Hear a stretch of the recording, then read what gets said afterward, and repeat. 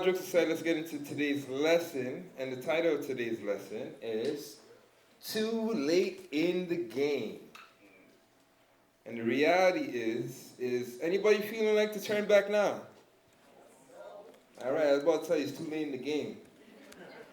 Just supposed to tell you. But I hope nobody's second guessing the team that they're on. Because it can happen. We've seen where it can happen, where people say, hey, you know what? I want to go back on Team World and plug back in. Because I got a little bit more time, you know. But if you think that's the case, I'm going to tell you, we are way too late in the game for that. So with that being said, let's get into today's lesson. Too late in the game. And the title, once again, Too Late in the Game. Now it says, it's a trying time of the earth right now, and we could all agree it is a trying time in the earth right now. Think about this. It's only March. And let's think about what has happened for the year 24 from January to March. And you can say a lot has transpired. A lot of important things. I know there's a lot of other things that are out there that they're hitting us with. The Diddy scandal, Survivor Diddy. Let me not say that. Let me be kind. We had the Cat Williams thing, exposing everybody. Some of these things to some degree were eye-opening. Some of them were distractions as well. We have the ship hitting the bridge. Anybody see that? I was like, yo, that's crazy. Yo. That to me was like, yo, I'm scared of bridges. If I didn't trust in the Most High, I'd really be extremely scared of bridges. But like we just read, thank you, Paulian, for that, because you just reminded me that all these things, they come from who? Come from the Most High, right? So we understand that He's control of all of that.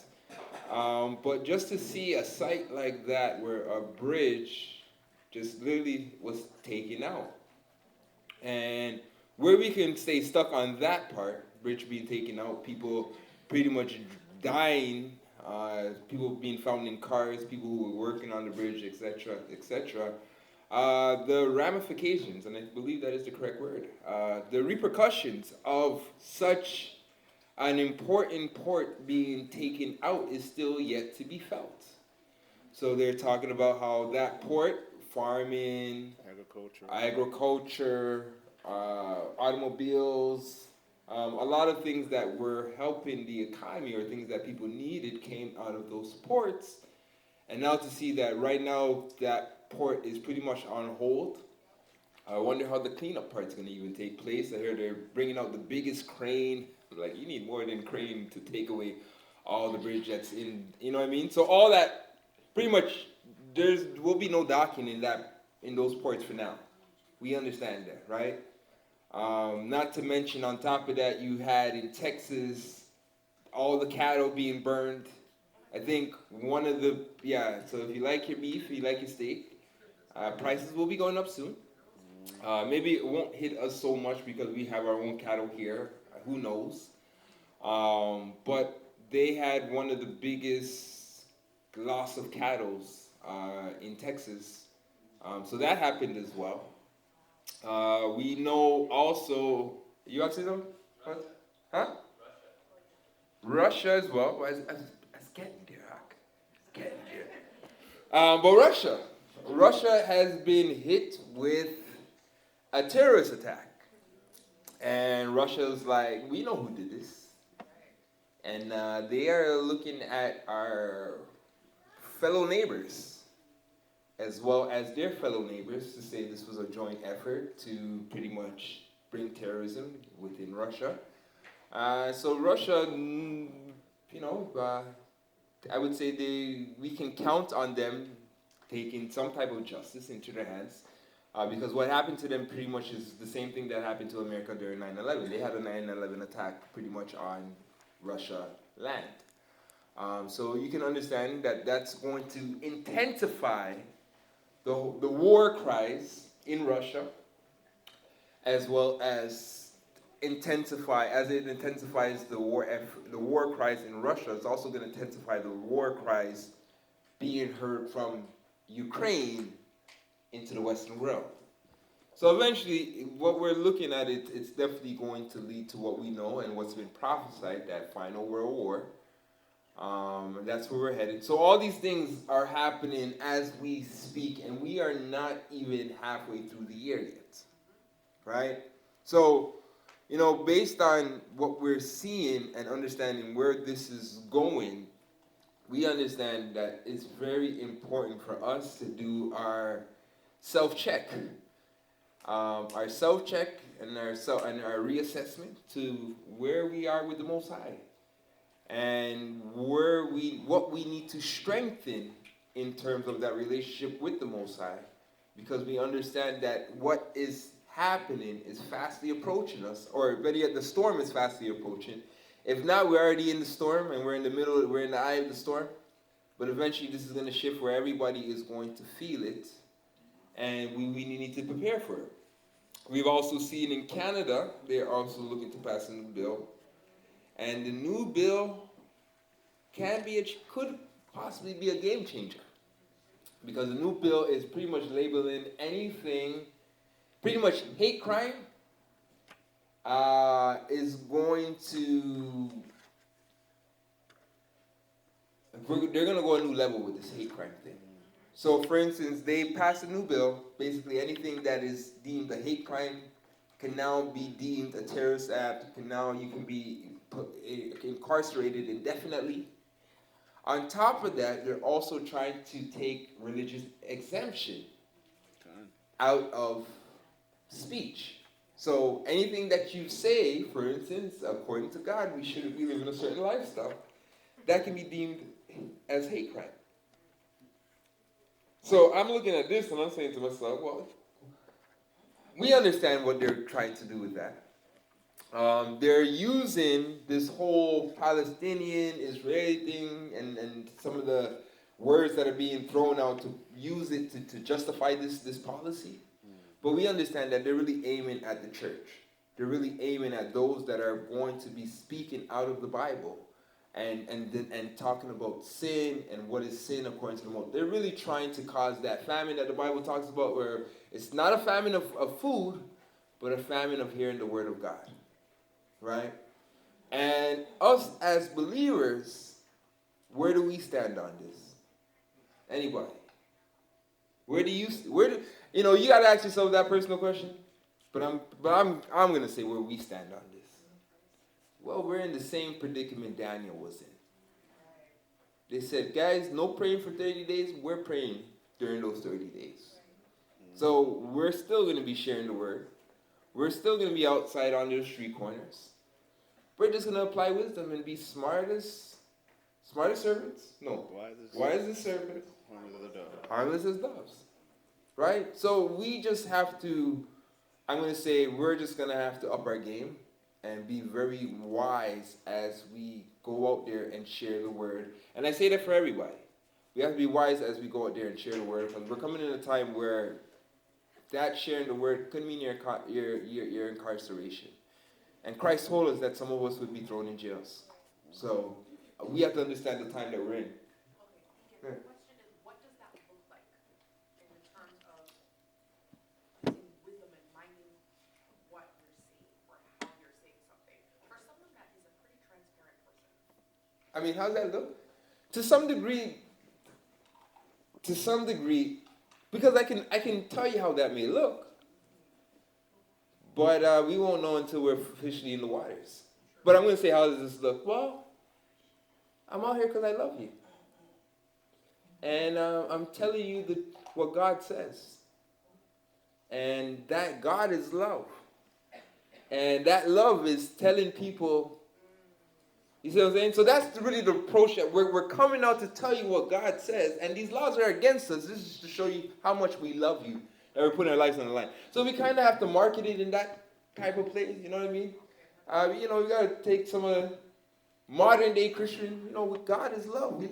We got to operate to some degree to that. To some degree. Be able to tell truth in love. And I think that's an area we can grow in because you know how it is sometimes when we're on those street corners. You're gonna burn, brother. He's coming with hellfire. You know what I mean? Brimstone and Sodom and Gomorrah. Like, we're gonna have to refrain from those. We're gonna have to still send the same message, just with a different spirit. So, you know, I'm up for the challenge. I not the greatest with words, but I love words. You know, I think my mom trained me for it. She used to say, it's not what you say, it's how you say it. So we're going to learn how to say certain things without coming across as a hate group and whatnot, right? But we're seeing all these things and we understand where this is leading. And, you know, this is just, as I said, we're only 3 months in. What will, by the time of the end of the year, what will things be? What will the shift be, right? And we understand things are moving twice as fast. I honestly believe 2025 is going to be a game changer. I'm hoping I'm wrong. But we're seeing 2024 already, you know, it's living up to what I believe 2025 will be, right? We know they want to put this agenda in full effect. Everybody linked into the beast, fourth industrial revolution, universal income, all these different things. They want to do it by 2030. So we can definitely bank that, you know, in the next few years, we're going to definitely see some things that are going to really dictate the direction that we're heading into. You know what I mean? Where things may have to go underground. But we still have time. And we can't let time go to waste. Right? So let me continue. It says, we grow weary in this journey and turn to the world to fill that void. The problem with our you only live once mentality is that it leaves us ignorant and forgetful of the fact that judgment will be upon us all one day. Time is running out, and we can no longer just treat this revelation from the Father as just some feel-good movement that you can just take a break from when times get rough. And that's the reality, guys.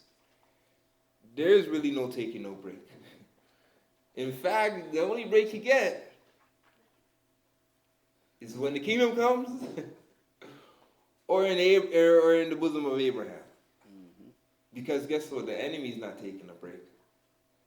The enemy is dedicated, focused, and they're committed to bring forth this agenda against the people of God, as well as everybody who's in this world.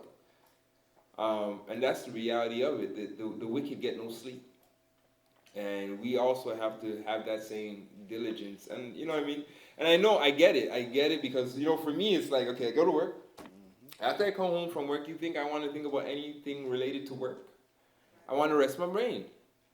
But sometimes through that mindset, eventually we become, what's the word I'm looking for? We become idle. That leads to stagnation, that leads to the slugger, where we can be a little bit more efficient.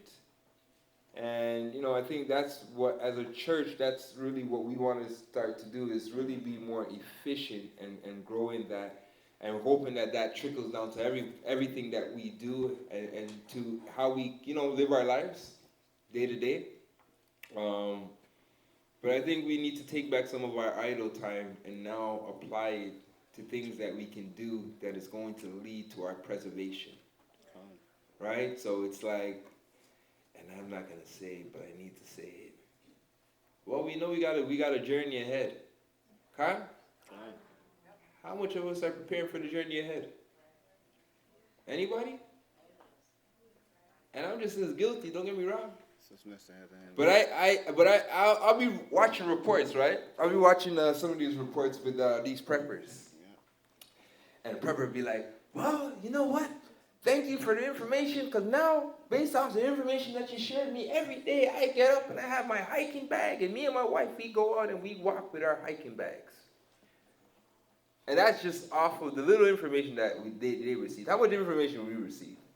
We know that a calamity is coming, and guess what? Our bags are collecting dust still. So we haven't reassessed our bags. We haven't done anything. We haven't prepared for the journey ahead. And I'm one of them as well. So I said, you know what, this summer I can't make this summer pass me and I don't go for a walk with my bag on, at least once. More than once if we can, but I mean, you know what I mean? We got to start preparing for what we understand is about to come. Is that not faith? I think that's what faith is, right? Preparing for what's not seen. Sorry, somebody had their hands up. I see a few hands up. Brother Kale? Yeah, so I know the church has been like preparing us to kind of stock up on foods and all those things in the past, Mm-hmm. and some of us continue to do that. I know the eclipse is coming on the 8th according to the media, and I see where the government is putting out things telling people to stock up on food and Yes. all those things. So I just want to say this is kind of a reminder of what the church has been trying to tell us for a minute now, that we need to still prepare, not just for this eclipse, but just to be prepared. 100%. 100%, right?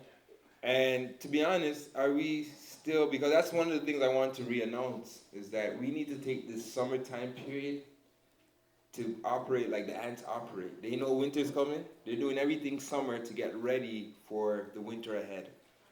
And we need to take this season that we have to make sure our bags, make sure our rations, make sure those things that we're replenishing them, that we're restocking them. Because like you said, we don't know what to expect with this eclipse. Really, I'm not buying too much in the hype, but at the same time, we don't know. There's always an agenda and something of that nature always attached to things. So you're right, absolutely right. We need to kind of make that serious effort to really not play around with the little time that we've had. In fact, this week, you know what I did this week? I asked my wife. I went on to buy more food, rations. I went to see if I can buy a 6-month food survival kit that will last me for 6 months. You know what happened when I went on the site? Sold out. All sold out. So what does that tell me? That tells me people are preparing.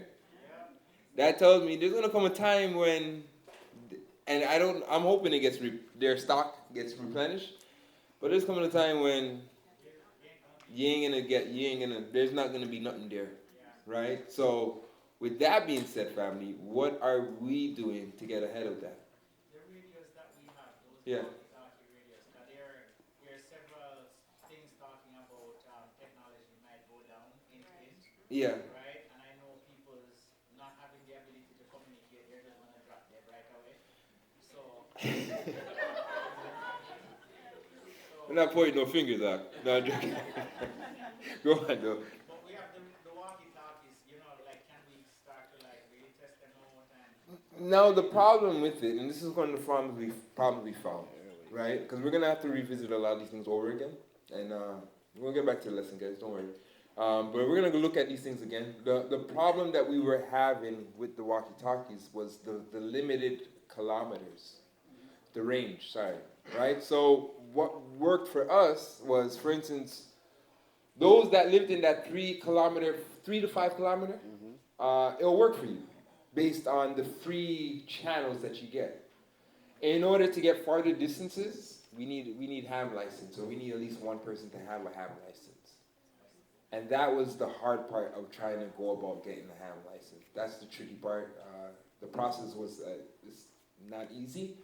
Not impossible, but not easy. So that was one of the things that we were finding, kind of why we said, okay, you know what? If you live in that 5 kilometer, set up with everybody who lives in that. So I know for me, it was me, I believe Alton was one, Brother Alwyn, sorry, forgive me, brother.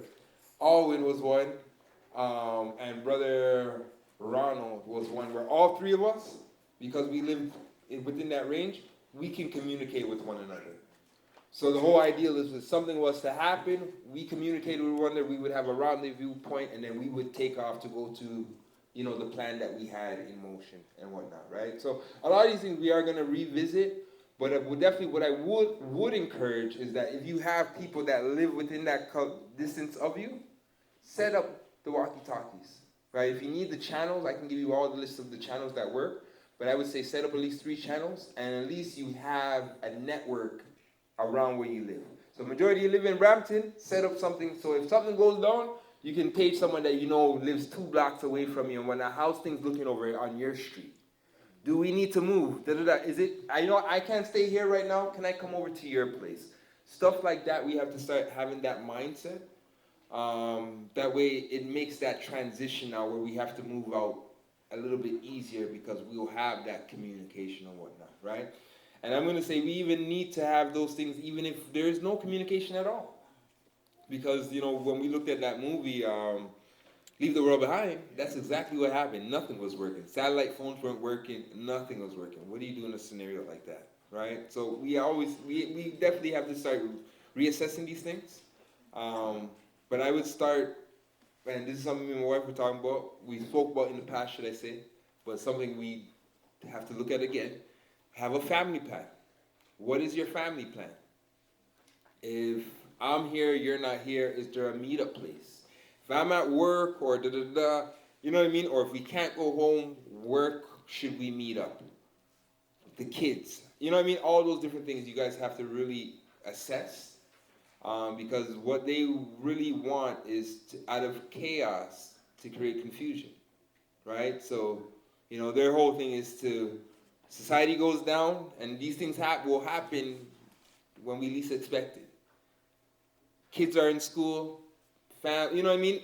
They're banking on that. Where through the chaos, a lot of people are going to end up missing, I believe. Right? But let's get back.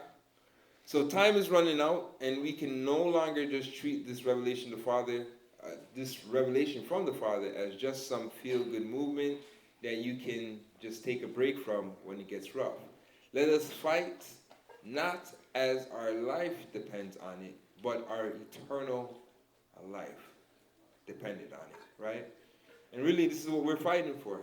Eternity, rulership, dominion, right? Let's get Galatians chapter 6, verse 7.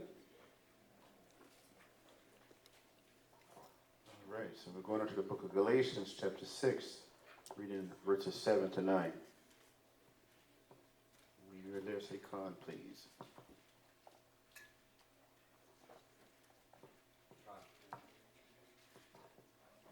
Mm-hmm. All right, verse number 7. Be not deceived, the Most High is not mocked, for whatsoever a man soweth, that shall he also reap. Read that again. Be not deceived, the Most High is not mocked, for whatsoever a man soweth, that shall he also reap. Go on. For he that soweth to his flesh shall of the flesh reap corruption, but he that soweth to the Spirit shall of the Spirit reap life everlasting. Right? And that's the question we have to ask ourselves. We may be able to deceive ourselves, but one thing we can't deceive is the Most High. But when we examine ourselves, what do we invest more into? The flesh or the Spirit? Are you taking time to invest in spiritual things? Or do you dedicate majority of your time, feeding the flesh? And, I was watching a report, and it's really just talking about how we're really like lap mices. So we're constantly looking for that next high. What was the gland that they talked about in the head? Pineal. Is it the pineal gland that we always... Pineal, yeah. And they're saying sugar, like it's always like looking for a high. It's like dopamine. It's a pineal. That's the gland right there, right? But really and truly, our flesh, remember, our flesh can never get enough. Mm-hmm. So it's always looking for ways for it to be fed. TV for excitement, for me, candy through the adrenaline rush from candy. All these different things the body is looking to indulge in and feed you into. And, it's funny because, our mind, especially my mind's always racing. And really that is something we have to control, because with that mind racing, you're always looking for, as I said, that next thing to watch. You wonder how you can spend like a whole day on YouTube and really, really check it out. Like, what did I just watch? I'm really watching nothing. It's just foolishness I'm watching. But the brain is always looking for at that next high. And we have to ask ourselves, do we, the same way how we will feed into that to take care of the flesh or entertain the flesh, do we take that same time to nurture the spirit? Can you say it's 50-50? Or is it, 20% goes into sowing into the spirit and 80% is into the flesh? And if that's the case, then clearly you can, where your heart is, so is your treasure. You know what you're invested into. And if it's not what the Most High requires, eventually you're going to come up wanting, right? Where you're in need because you didn't invest enough into the spirit, right? So what was that gland called? And I'm going to confirm it, but it's one of those glands that's constantly looking for dopamine rush. Thank you. That's what it is. That's that gland, right? No, that's Genius. it's a pituitary. Say the gland for me, brother. Oh, pituitary. Pituitary gland. And what is it always looking for? Dopamine rush. That's what I'm getting at. Thank you, brothers. Thank you. That's exactly what I'm talking about. But I'm saying that dopamine rush comes in like heroin, opioid. We're so addicted to it, right? And the thing is that we never see the damage that it really does in the long run, right? And that's what makes it so dangerous, is that a lot of us, we're hooked on it. And we don't even know we're hooked on it. Let's go on. Let's get Galatians. Sorry. So, let me read the commentary. Sorry. I got one more verse. Oh, yeah, go on. And let us not be weary in well-doing, for in due season we shall reap. Right? And let us not be wearied in well-doing, for in due season we shall reap. Right? And that's the work that we're doing. I know it's hard when we're living in a world where everybody's not following the laws of the Most High. In fact, where the love of many have waxed cold. But the reality is that we have to continue to operate in that spirit and not allow the world to dictate the spirit that we operate in. Right? We have to be the light of the Most High, regardless of this world not reflecting that light or not even receiving that light. Because we're not doing it out of the love of men, we're doing it out of love and out of the fear of the Most High who has called us. Right? So at the end of the day, we can't deceive the Most High. He knows our intentions, and every sinful action we complete. Right? And I want to highlight we complete. So you can have a thought, right? But when you complete the thought, that is the completion of that sin. So the thought can come, but until you act upon it and fulfill it, then you didn't complete the sin. But it's important that we understand that how this works. That way we can cast down our thoughts that sometimes we have, because to some degree, we can do our best to condition the mind, but the adversary still has the ability to invoke thoughts into our minds that we have to check and cast out, right? So we must continue to do well to those around us and keep his commandments with patience until the very end. If we hope to inherit eternity, we must walk in the Spirit, which is eternal. So that's constantly walking in the Spirit. Not just while we're here, how are we doing outside of here? Are we still walking in the Spirit? When we're at work, do we still operate with our co-workers in the Spirit? Let's get 1 Peter chapter 3, verse 17. Book of 1 Peter chapter 3, we'll be reading 17 down to 20. Ready? Mm-hmm.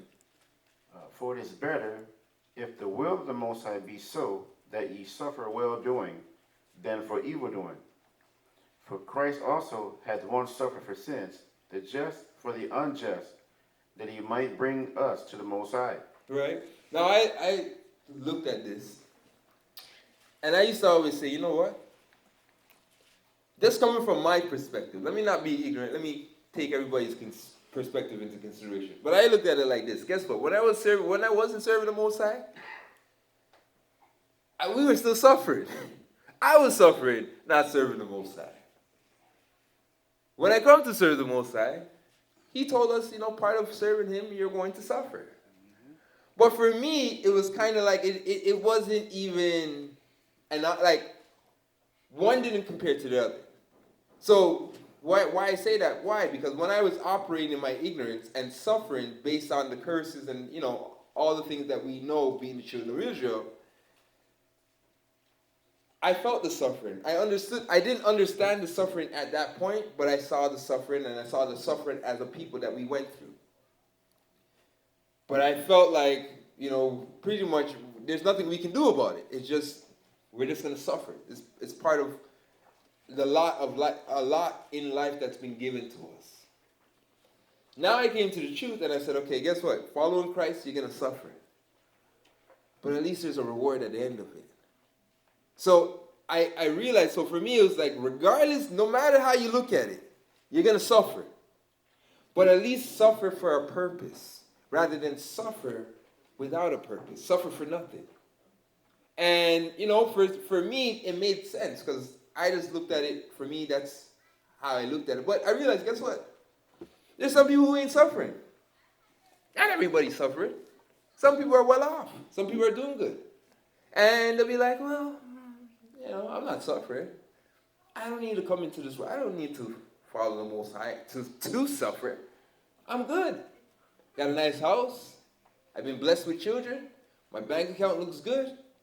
Who wants to suffer? That's not heaven. That's not the blessing of God. Right? That's to some degree what we've been led to believe. But look where we are at now. Everybody's suffering now. Think about it. It's not just those who were in captivity. The whole world is feeling right now this depression that we are in. And everybody's taking a stand, whether you're white, you're black, or whatnot, you're taking a stand saying, government, we need change. We need to make this great again. It was never great for us, though. But we need to make this great again. So everybody is feeling the pressure coming down on society. And this is why the only hope that all of us have, whether you're a Jew or a Gentile, is to be under the edge of the Most High.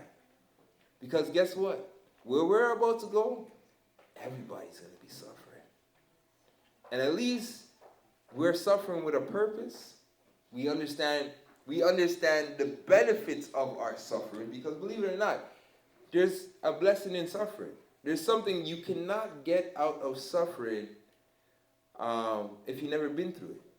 If you've never suffered and everything's been good, guess what happens when suffering comes? You're like a fish out of water. You don't know where to begin. In fact, death seems more welcoming than to suffer. And you'll see that a lot of people make that choice. Life is getting too hard and whatnot. Let me kill myself. And people have been convinced to make that decision, not understanding what's on the other side is more suffering and torment if you're not right with the Most High.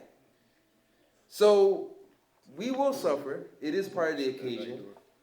But we understand the Most High has not left us without a hope or without direction. And understanding where this eventually will lead us, which is into a kingdom and salvation. And everything that we suffer to get to that point will be well worth it. In fact, the Bible tells us that the little suffering that we went through on this side, doesn't compare to the reward on the other side of this. Right? It's going to come to the point where all the things that we went through didn't mean nothing compared to what the Most High has in store for us. Right? Keep on going. All right, the rest of verse number 18. Being put to death in the flesh, but quickened by the Spirit, by which also he went and preached unto the spirits in prison, which sometimes were disobedient, when once the long suffering of the Most High waited in the days of Noah, while the ark was a preparing, wherein few, that is 8 souls, were saved by the water. How much made it? 8 souls. How much made it? 8 souls. Now I highlight that. Why? Because some people may feel like they're so special that the Most High is really gonna, because you're so special and everything you did for the Most High, guess what? You you're guaranteed to make it. In fact, someone will say, hey, you know what? We're part of the 144. We're part of the elect to make it. But I'm going to tell you this, if the Most High can only save 8 souls, that should leave everybody in fear of this judgment that's about to come. Because the Most High says, guess what? Out of that generation, I'm only sparing 8, and 8's enough for me to start the new world, to start the world over again. So none of us should be high-minded to think, you know what, the Most High is going to float us out of this. The Most High is going to preserve us and put us in that hidden place. No. The Son of Man had not a place to put his head. Eventually, we're going to be just like Christ and have not a place and be persecuted and be chased throughout the world, and the world will be against us. Prepare for it. There's no going around that. Right? No matter how special we may think we are. Go on. All right, so there was a time before where wickedness spread across the entire earth. Are we there again? Has wickedness spread throughout the 4 corners of the earth? I would say, yeah. I think we're almost about there. And remember what their plan was? We're almost about there. I'm not going to say we're completely there. We're very close. But you remember what they said their plan was, or the Albert Pike plan was? To eventually lead everybody to the pure manifestation of Lucifer. So eventually they want to lead the world, and they have been conditioning the world through social engineering to eventually worship Satan. And we're seeing it, right? Has everybody come fully out and we're worshiping Satan? No, they haven't done that yet, but we're right around the corner where they're bringing the man behind the curtains, right? And I talk about this. This is why, we can live in a time period where you have a show called Lucifer. This is a time period where in schools they are, I think parts of the states, they have the Baphomet statue. Yeah. This is the time because they're bringing the man from behind the curtains and slowly bringing that doctrine where all will eventually have to accept it. So this ideology, they are bringing it to the 4 corners of the earth. And the areas that they have not brought it to, or the areas that will not accept it, eventually they put sanctions, and if not sanctioned, they put wars. And they remove whoever the leader is and put in their own puppets, and they bring forth the agenda, right? And we're seeing that with the alphabet movement, where certain countries, because believe it or not, the alphabet movement is really tied to the satanic movement as a whole. They go hand in hand. So certain nations, they're saying, no, we ain't accepting that. Well, guess what? No funding, right? No funding. We're not sending no money. We're not sending no food or anything of that nature. And some take a stand, and some cave in. But I'm looking at that as in, I know what to do. Like, if we were ever hit with that, like as a leader, I'm definitely siding with the brothers there in Africa, because they see it for what it really is. Yes, we can take the money, but at what cost? Our children? Our resources? Right? Because that agenda really and truly has been weaponized. Right? But let me stick to the point here. Okay.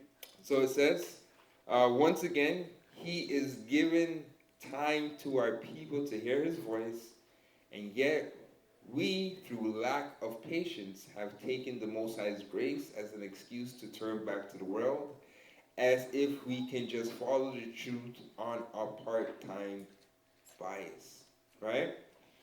Have some of us that mindset? I think to some degree, yes. I think when the going gets tough sometimes, we all kind of want to take a break and take a backseat. I know I felt that way in times past. But I always ask myself, where do I go from there? Where do I go? Anybody? It's not like, and even that was the wrong mindset where we would do church hopping back in the days. So, I don't like this church. I'm going to go to the next church. And I don't like this church. They told me about myself. I'm going to go to a next church. It's really and truly, that's the wrong mindset, but we don't even have that option. Especially for this church in particular. And I say this why? Because it's really few churches calling on the Most High's name that we call on. So it's like, okay, I got to leave this. I got to go deal with the Tetragrammaton. No, thank you. I'll pass on that. Right? So I stick here. And it's funny because I was talking to an individual, never met him, praying that I met him. Maybe he's here today, I don't know. Not going to put him on the spot. I hope I don't put him on the spot. Sorry if I did. But, he made that comment to me. It's like, I didn't like stuff they were doing in my old church. And it's like, let me make this clear to you, brother. I don't want you to get the false impression by you coming here it's going to get better. Because that's a false narrative. We understand that to serve the Most High, prepare yourself for temptation. And some of those temptations are even in your own house, even in your own church, even with the people that are closest to you. But like any relationship, I don't turn my back on it because it's not going the way I want it to. Right? We got to invest. We got to make sacrifices. That's what these relationships are for. Right? So I told the brother, I said, brother, I'm letting you know. And I'm not saying to go back to your old church, because I'm not recommending that. Maybe the Most High brought you here for a reason. But one thing I want you to understand, it's not going to get perfect until Christ comes. Offenses will come. You will come in here and offenses will come. But guess what? If I offend you, brother, tell me that I offended you. Come to me and tell me that. And I guarantee I will listen to you, and I guarantee I will take heed to what you say. I will listen to what you say.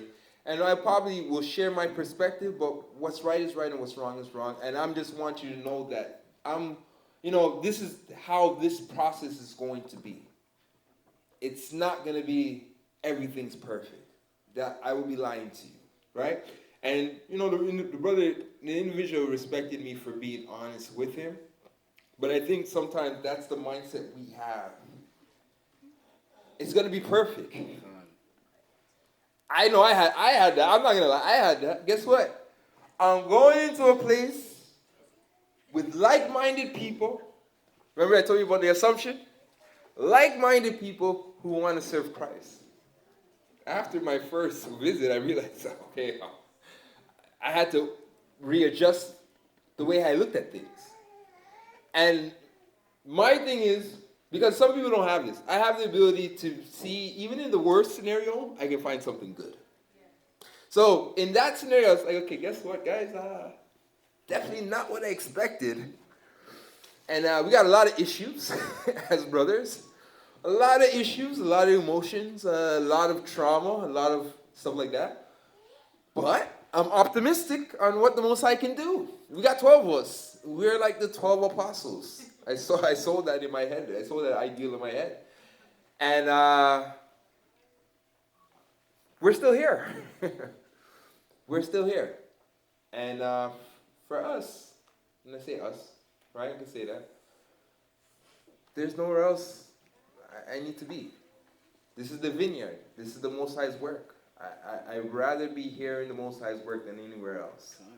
So for me, we were only allowed to, we got personal days. Then Christ gave us some personal days. But really and truly, guys, I will always be here.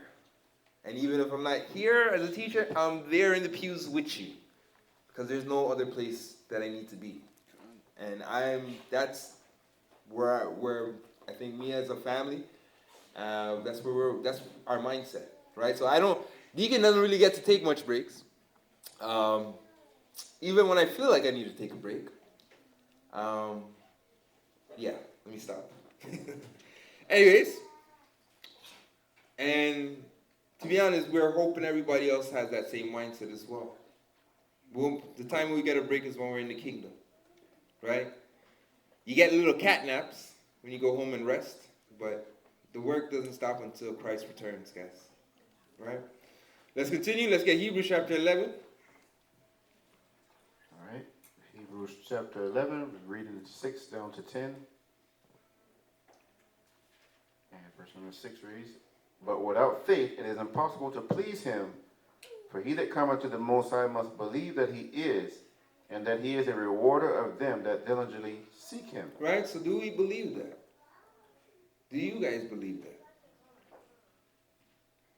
And I'm saying that because this is something we are all banking on. And without this, we have no hope. So I believe that the Most High is going to repay us for every sacrifice we made for him. Christ has promised us that he'll pay us 10 times fold, if I'm not mistaken. So this is what I'm banking on. This is what we all should be banking on. That this investment into the kingdom is the greatest investment that we will ever make. I know some are looking for stocks. They're shaky right now. Some are looking for Bitcoin. Unpredictable. But the one thing that we understand that is guaranteed, is a guaranteed investment.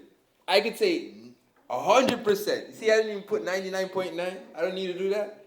100% with the Most High is that he will repay us for the things we've sacrificed for him. So, when we look at the odds, those are odds in our favor. Right? Let's go on. By faith, Noah, being warned of the Most High of things not seen as yet, moved with fear, prepared an ark to the saving of his house, by the which he condemned the world and became heir of the righteousness which is by faith. Right? Read that again, please. Done. By faith, Noah, being warned of the Most High of things not seen as yet, moved with fear, prepared an ark to the saving of his house. Right? So the question that I got to ask you, are we moving with fear? Understanding, and I mean the fear that we have, because Noah wasn't moving in fear of, I'm going to die. It wasn't that mindset of fear, but he believed what the Most High said would happen is going to happen. And because of that belief that he had with the Most High, he didn't hesitate. He didn't say, okay, you know what? I'm going to take a break from building the ark today. I may not need it. It may come in handy. Who knows? No. He believed in that and spent his time preparing. Do we operate in the same spirit? I think we need work on that. Do we, and as I said, if we really believe the Most High is about to bring judgment upon the earth, and now no day is going to be like this day, why are we not moving in the same fear to build this ark? To build this refuge? To put food aside? Is it because we still don't believe? Or, it's a possibility. We got to ask ourselves those questions. Because someone will say, well, you know what? It's too much to invest in stocking up food, Deacon. Well, clearly you're not afraid. Because out of that fear, that fear should drive you to do what you need to do to prepare for that time. Same way how it drove Noah to do what he needed to do in order to be prepared for the time. That fear should drive us to now start operating in a certain manner. And that's really that faith should really cause us to operate in a certain manner. We know this is coming. And if we know this is coming, guess what? I shouldn't even have to tell you weekly. Collect food, make sure you have water and whatnot. Everybody should know this already. Right? And don't get me wrong, I don't mind, we don't mind as a church doing this because we got people that are still new and whatnot. But I'm just saying, as a body, we should already have these things in check. Because we believe and we know this is going to happen. Right? Go on. The rest of verse 7. By the which he condemned the world and became heir of the righteousness which is by faith. By faith Abraham, when he was called to go out into a place which he should after receive for an inheritance, obeyed, and he went out, not knowing whither he went. Right? Are we ready for this? Are we ready to operate in this fear that Abraham had to? So, one, the fear of Noah, preparing for the judgment that's about to come, and in time of the same faith Abraham called us to. Because guess what? We're about to go in places that we know we have no understanding in. And you know what some people are going to say? Let me just stay in my house. Because this is what I know. But if Noah had that mindset, you know what? Let me just stay in the land of the Chaldeans. Right? He wouldn't have received the blessing. So there's coming a time, and I'm going to be honest, I am a homebody. My wife knows I am a homebody. And I'll embrace it, and I'll even sell it to myself. Well, I'm just like my father Jacob, who dwelleth in tents. That's my excuse. Jacob, I'm a father. Right? Let me stop. But I know how I was always afraid to go into the unknown. Human nature, maybe, and I had a lot of respect for people who would leave, like, for instance, those who left the islands, came up here, had nothing, just left everything behind in pursuit of something better. I give them all a round of applause. And I tell you why, because I was, like, when I used to play ball and whatnot, I was scared just to go to the States and have to come back into nothing. So, because of that fear, I was like, it stopped me from exploring other things, other opportunities, etc., etc. Maybe it's the Most High's plan when it's all said and done and whatnot, but I'm saying it was that fear to leave the nest, so to speak, that in some cases, like, I feel probably hindered some of the experiences I could have probably had. Could have been either way. But I'm thinking about that fear now. Like, for instance, the Most High says, hey, it's time to go. Will I still operate? I'm afraid of... I don't know what they have there. Do they have water there for us? Is there food there for us? And that's some of the things we have to check ourselves. Because eventually we are going to be asked to go places that we know nothing of. Guys, we got to make it back to Jerusalem on foot. What's everybody looking and saying? Deacon, are you crazy? Guys, we got to go through the Bering Strait. It's cold, and we're crossing over water only to go into Siberia. Deacon, Siberia? That's Russia, Deacon. Like, you know what I mean? So these are the realities that eventually we will face. The Bible says we will be pilgrims in the earth. Abraham knew what it was to be a pilgrim in the earth. Are we ready to be pilgrims in the earth? Or are we still attached to Egypt and all the things we got in Egypt? These are the things we have to ask ourselves. Right? Go on. By faith he sojourned in a land of promise, as in a strange country, dwelling in tabernacles with Isaac and Jacob, the heirs with him of the same promise. For he looked for a city which had foundations, whose builder and maker is the Most High. Right? So what we're waiting for is for when our kingdoms come. We're really aliens here in this world. We don't belong here. This is not our rest. Our rest is still yet to come. So you know what I said? I even considered this. I said, I'm going to buy a good tent. I'm going to buy a tent, and I'm going to buy a stove, and make sure I have food. Anybody want to know why I want to buy a tent? It shouldn't be a mystery. We should all understand why we may need tents. And yeah, but I need a better tent still, Because, put it like this. Right now, what I'm seeing is eventually they want everybody to be homeless. I really, really starting to believe this. They're really trying to get everybody to be homeless. So I said, based on how my building's moving, they may want to get me out because I've been there very long. And you know how it is when you've been there long, they're not charging me market rent. You know how it is, right? So they want new tenants and whatnot. So God forbid. But I said, worst case scenario, guess what?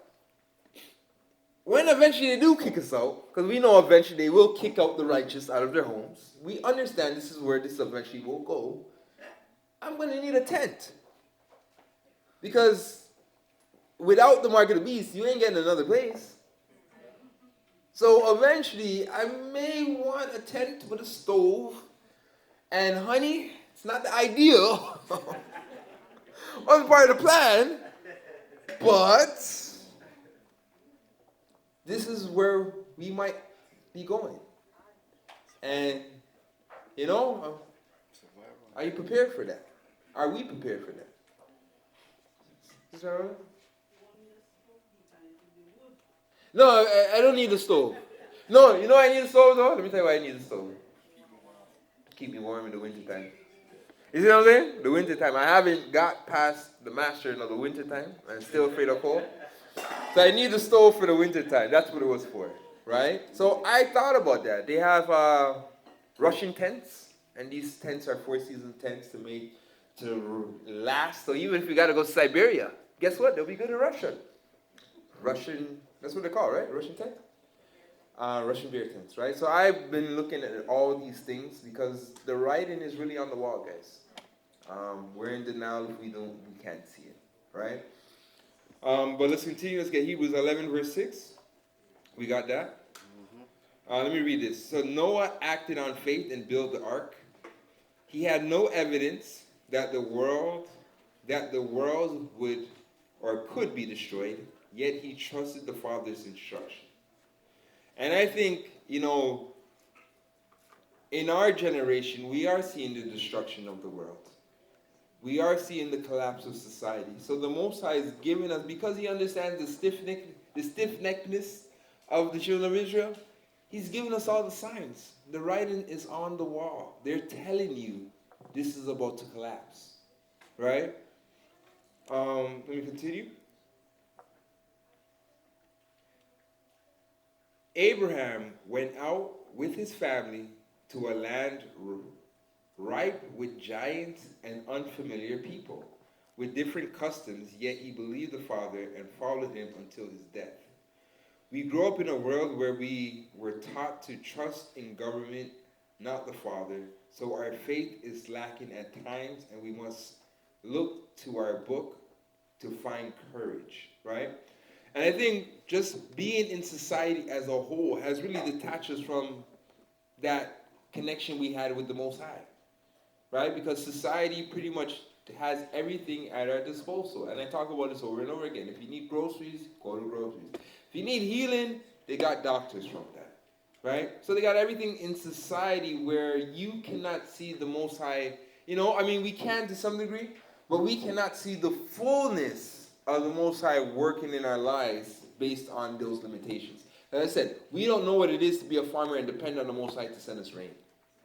Or to make sure that our cattle are bringing forth healthy cattle. You know how Jacob had to rely on the spotted cattle to be born and whatnot? We don't know nothing of that nature. All we know is, guess what? Our head hurts, we take a pill. Our finances is low, we go seek some financial advice. But very, very people will have the Most High as their advisor in all manners of life. We haven't built that dependency yet. So that would be the great thing that we develop as society crumbles. But I believe that it's not going to come without a fight, because we've been so conditioned for so long. And to some degree, it's like, this is why we have to change the narrative of the next generation, so that they don't become what we have to some degree become. And we teach them all the things that we should have received from our youth. You know what I mean? We change the generational curse, basically what I'm trying to say, right? Not to say that we ain't going to make it, but if it's anything like our forefathers, the numbers get thin of those who made it out of Egypt into the promised land. I think at that time it was two of them. I'm hoping for a better outcome this time around. But let's get this. California to become the first state to ban discrimination against natural hair.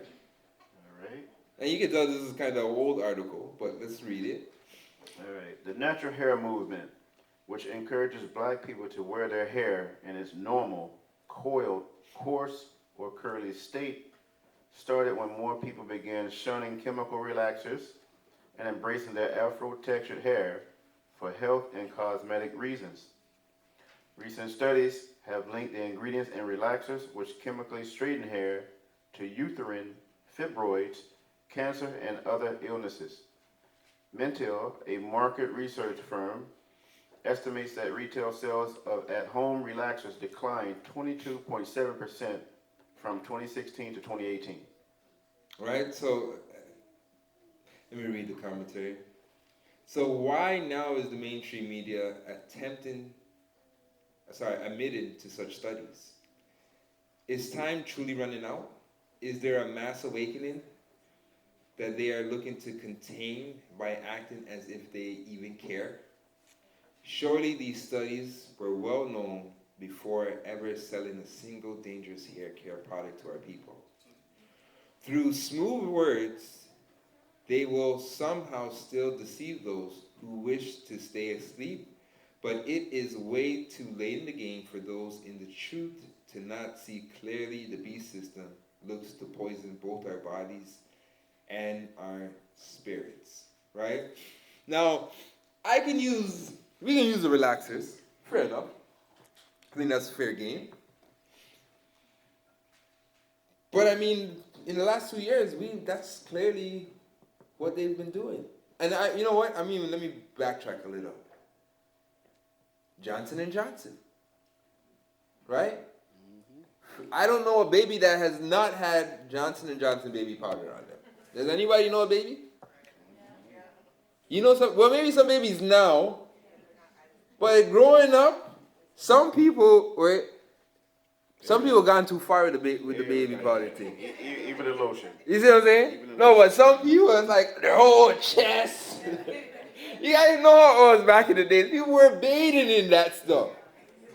Only to find out a couple of years later that, hold on, this has been linked to cancer. And whatnot.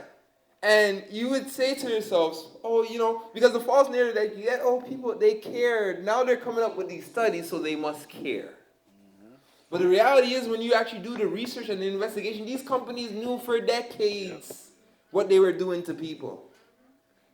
And, now they got busted. Right? But you would think that would be condemning alone, but they say, nah. You know what? It's just one of our products. Go make a vaccine for us.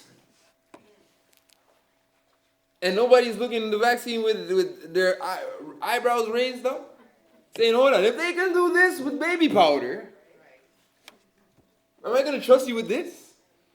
And they were one of the first vaccines to get pulled off the shelf.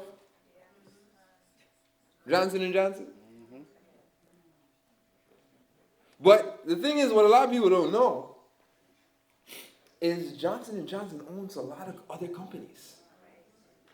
Healthcare or skincare products, medical products, just common little things. They've had bought a lot of different other companies that we probably still use some of their products.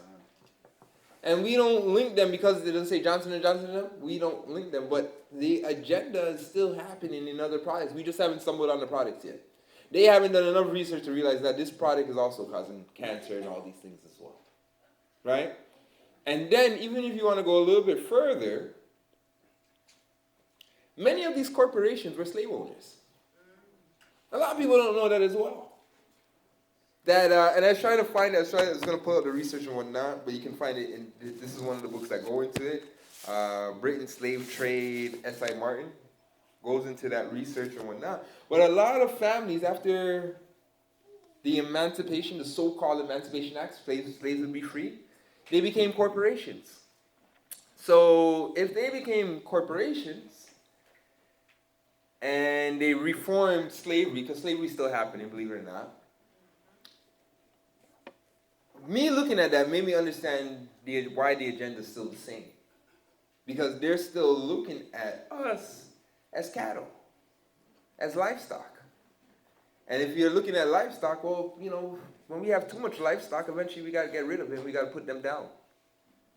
Because the same fear that America has, or that the Western world has, is the same fear that Egypt has. Everybody know what the fear of Egypt was?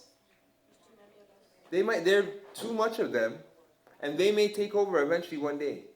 And that's the same fear this Western world has. There's too much of them.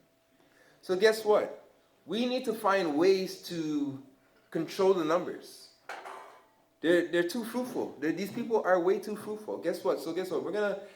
Let's give them a lot of soy. Let's give them a lot of hormone stuff to Bring that down. Let's weaken them through food, because technically, according to the Bible, they're stronger than us. So let's weaken them, right? So they would poison the food, the water, even down to some of the clothing that we wear. Hair products, toothpaste. You'll find that majority of the food that we eat is really the food that's causing health problems. And that's systematically being done. Right? So this campaign against us, and one of the biggest, I'm going to say, one of the biggest tools, philanthropy. Thank you, guys. This is why I'm me, and why I have you guys. I can never pronounce these words. Right? But that is their best marketing. We're doing this because we care. We care about you. So, we're going to poison you. It doesn't come out that way, but that's normally the repercussions. And what did the Bible say? His words were smooth as butter, but a sword was in his hand, or war is in his heart. And really and truly, that is the game they've been playing with us. And because we don't understand the game, we fall for it all the time. Oh, they're coming in with... I told you guys about my uncle. And Bill Gates, when we had this conversation about the Bill Gates vaccine, you know what my uncle said? If he did it for somebody else, we would be complaining that, no, he's racist because he left us out. So his mindset, he's doing it, and he's being so nice by starting off with us. I'm like, oh, that's what you believe, Uncle. All right, let's give it a year or two. I still got to go back to him and say, Uncle, do you still believe that now? Because clearly now all the studying's coming out. All the studies are coming out. Oh, heart attack linked to the vaccine. In fact, I was watching this because I was going to bring this in today. So they have the compensation for those who've been vaccine damaged and whatnot. Do you know how much people have been paid out from that? None. No. A few. And the people who have been paid out, so a lot of people have applied for it. A lot of people got denounced. They're like, no, there's no case here. It's genetic. It's hereditary. You got it from your family. Hereditary, yeah. Right? You guys know the words I'm trying to say. Right? So that's how they've said. So a lot of people, and I'm looking at some of them, I'm like, hold on. The majority of people who got accepted, they're barely getting paid out. Their medical expenses outweighs what they're getting from the government. Or they're waiting to still get paid out. They got little bits and pieces here, but they're waiting for that consistent payment plan. And that's their own people. None of those people were colored people. So bear with me, guys. Right? None of those people were people of minorities. So I'm looking at that and I'm saying to myself, hold up. That means we're not even in the line to get any help. So there's no help for us, basically. But a lot of us, we sold on to the ideal, yeah, they care about us and they want to help us and whatnot. And I'm saying to myself, human nature tells you, if they cared about us, right? Let me word this right.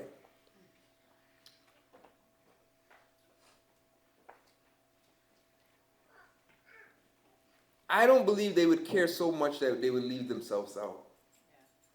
So what I mean by that, I don't think they care so much that they would say, hey, you guys, I love you more. Go first. That has never been the case. That has never been the case. Anytime in history, this has never been the case. But you know what's always been the case? We care, so we brought these blankets for you. That's always been the case. We care, so we brought some blankets for you. And we want you to be warm, only to get smallpox. We care that there's no drinking water in your village. So we're going to just put a pipe of oil and taint your waters. Because we care so much. Right? So we understand when they say they care, be prepared. You're in for a scare. Because they really don't care. And many of us had to find that out the hard way. Right? Many of us, we've sold into the ideal You know what I mean? I think about Michael Jackson. Michael Jackson sold into the ideal. At the end of it, though, right before, they don't care about us. Right? He realized that at the end, they don't care about us. Martin Luther King, same thing. I have a dream. We'll be, same schools. After the dream, I led my people into a nightmare. You see what I'm saying?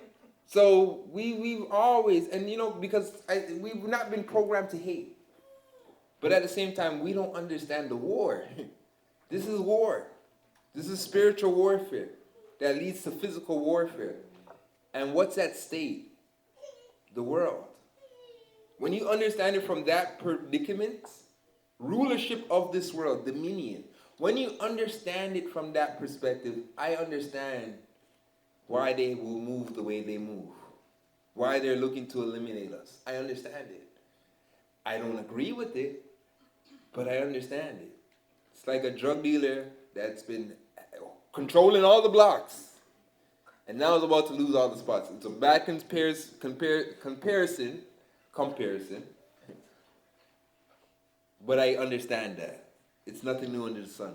It's corporate. It's like corporate organizations been have monopoly over things, and now somebody else is threatening that monopoly. You saw what the gas company will do. They killed the electric car a long time ago until it was time to bring it out. This is what they will do.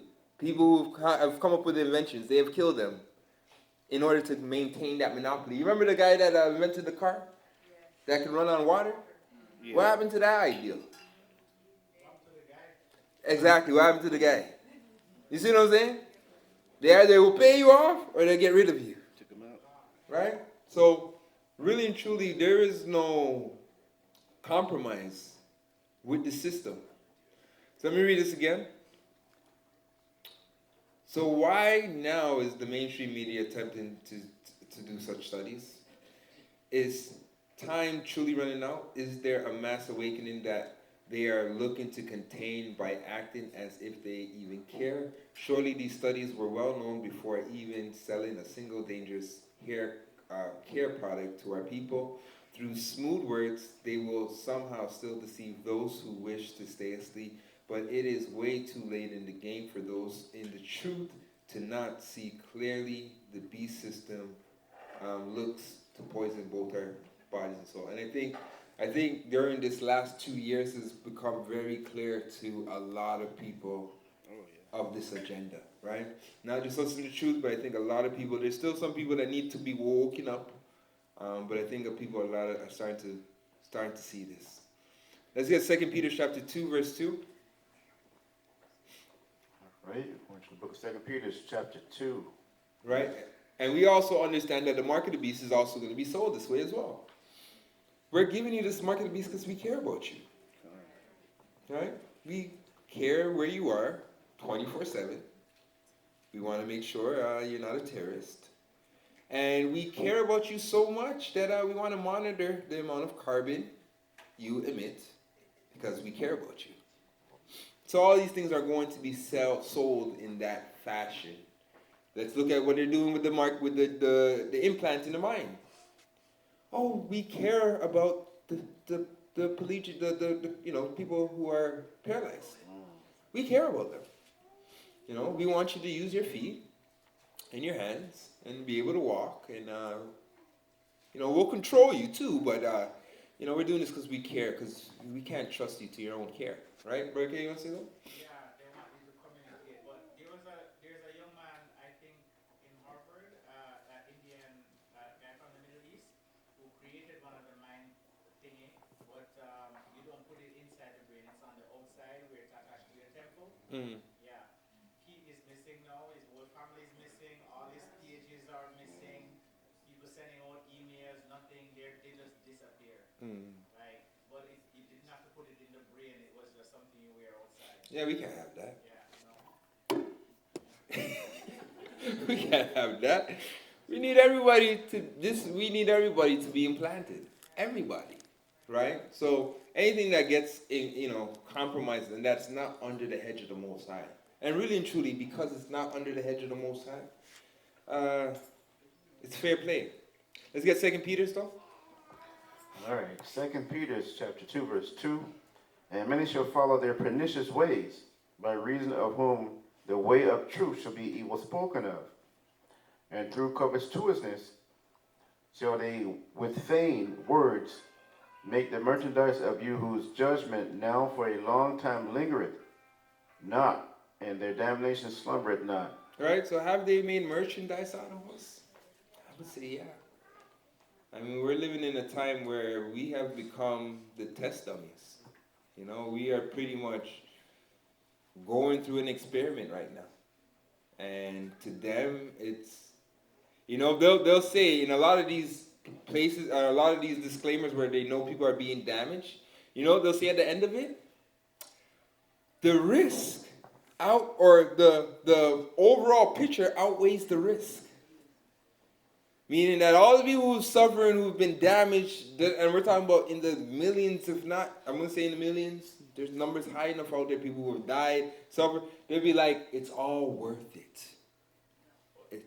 It's all worth it for humanity as a whole. You were just a sacrifice for the rest of us. Right? Go on.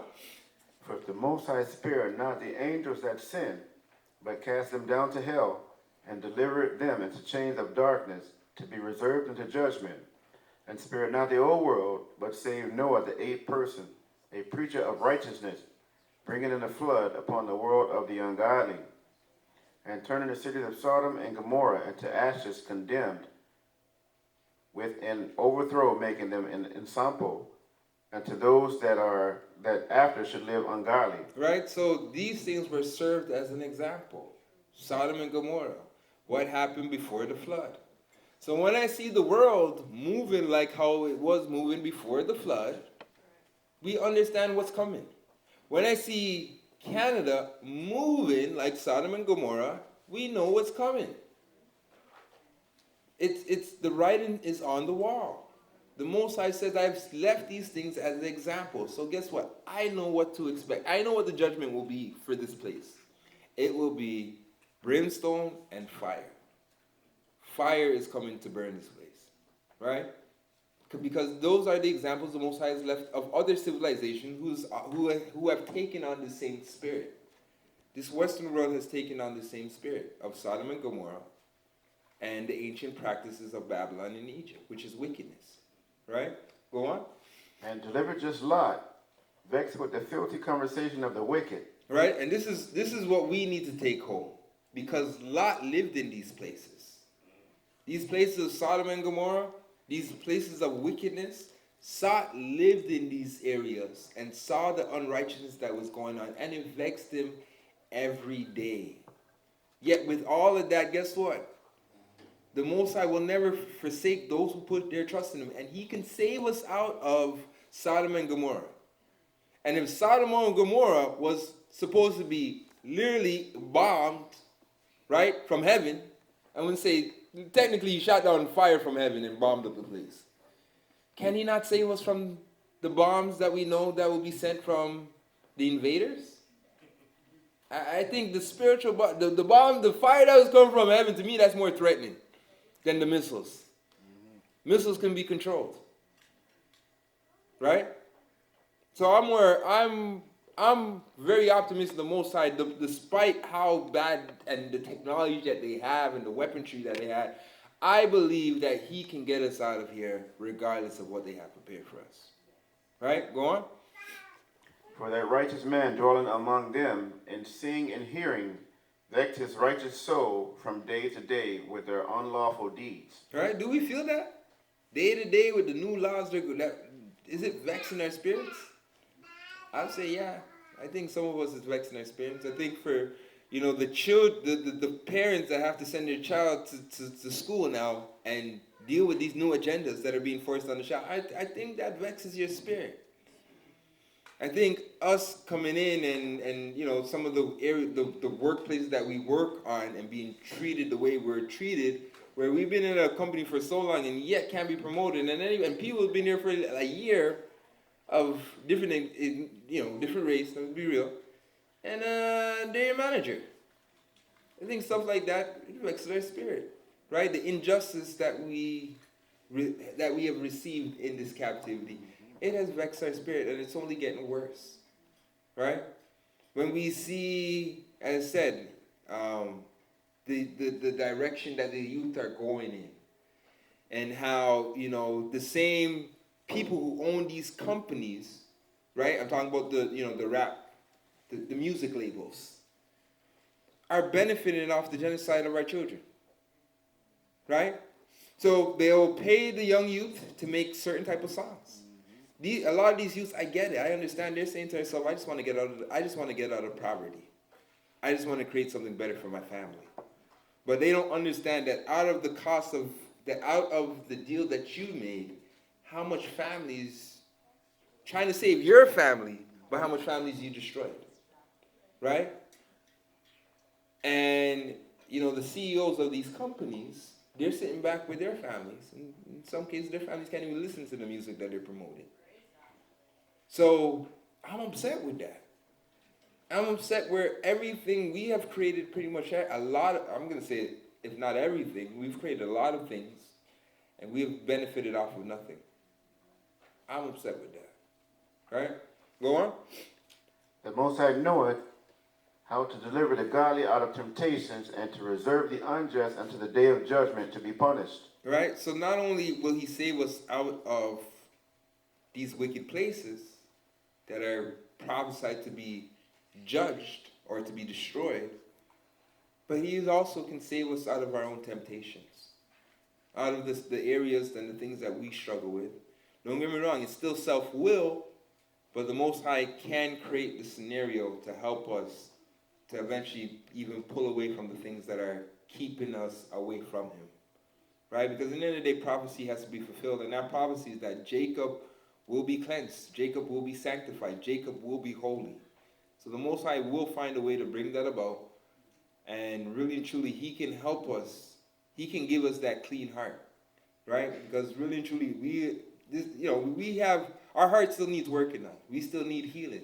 And really, it's the Most High that's going to bring that healing, right? Go on, though. That's it, right? So we must see through the madness and understand that the Father has always delivered the righteous from a wicked generation. Lot probably saw sin daily in his city, and it caused him much stress in the spirit. The Father saw his struggle to do right and delivered him. Though we struggle in the flesh, we must endure it like Lot, because the Father does not accept unrighteousness from anyone, not even the angels. Right? So we have to understand that we're coming to serve a God of righteousness, and that is what he's requiring, and really there's no compromise. He will bear with us. He will even give us the tools to become what he requires. But he's not going to compromise based off anything we do, right? Let's get Luke chapter 9, verse 57. All right. In the book of Luke chapter 9, verse 57, reading to 62. And it came to pass that as they went in the way, a certain man said unto him, Lord, I will follow thee whithersoever thou goest.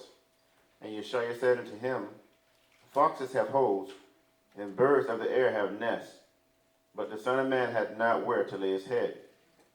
And he said unto another, Follow me. But he said, Lord, suffer me first to go and bury my father. Yeshua said unto him, Let the dead bury the dead, but go thou and preach the kingdom of the Most High. And another also said, Lord, I will follow thee, but let me first go bid them farewell, which are at home at my house. And Yeshua said unto him, No man having put his hand to the plow and looking back is fit for the kingdom of the Most High. And doing what? Looking back is fit for the kingdom of the Most High. Right? So are we looking back? Are we still looking back at the world of things that we felt we left behind, things that we could have got, or man, I wish things worked out different? Are we still looking back? Break it down, Deacon, break it down. Right? And I'm just saying that because we saw what happened to Lot's wife when she looked back. Right? But we're heading in that time where eventually we got to leave this behind. So the question, huh? Everything. Everything. Right? Everything. So all of the things that we've grown accustomed to here in our captivity, we got to be able to leave it behind, right? And that's, that goes back to what I was talking about earlier. There's certain things that I've grown comfort in and accustomed to. And to some degree, it's like no matter how far I'm at your house, I'm thinking I need to go home, back to my comfort zone. But we got to break that mindset. We really have to break that mindset, right? We got to get to the point where the things that we are come accustomed to, we can do without. Because if not, then those are the very things that's going to be pulling our hearts back into Egypt, right? And we saw that with our forefathers. Cucumbers were nice. Let's go back. Watermelon was nice. Let's go back. And when we look at it from a standpoint, who would trade freedom for cucumbers? You see what I'm saying? Like when you look at it from a logical perspective, it makes no sense. Be free, but guess what? I have to provide for you. I will provide for you moving forward. Or go into captivity and have Pharaoh continue to feed you. Right? We would have preferred that. Let Pharaoh continue to mistreat you, beat you, misuse you, kill off your children, and all these other secret agendas that Pharaoh had going on against us. Or be free, be independent, come self-sufficient. Oh, that's too hard. You mean I got to plant now? I got to milk my own cows now and get my own milk? Who wants to do that? That sounds like all work. I love the convenience of Babylon. Babylon is so convenient. In fact, I don't even have to pick up my food no more. Uber Eats. Skip the dish. We got options. I could sit down in the comfort of my house and have everything delivered to me. Don't even have to know that chicken came from chicken. 100%. In fact, we'll make these things in a lot for you. And it'll be better for you. And it's crazy because to some degree we bought into these ideals. And these ideals, so let me tell you, ever since after COVID, I'm going to be real with you guys. I have no desire to go into a mall. I have no desire to go and walk up in a mall and go from store to store. You know what I'm doing? Let me show you how conditioned, and I had to examine myself, but I can see the effect, because I'm very observant, right?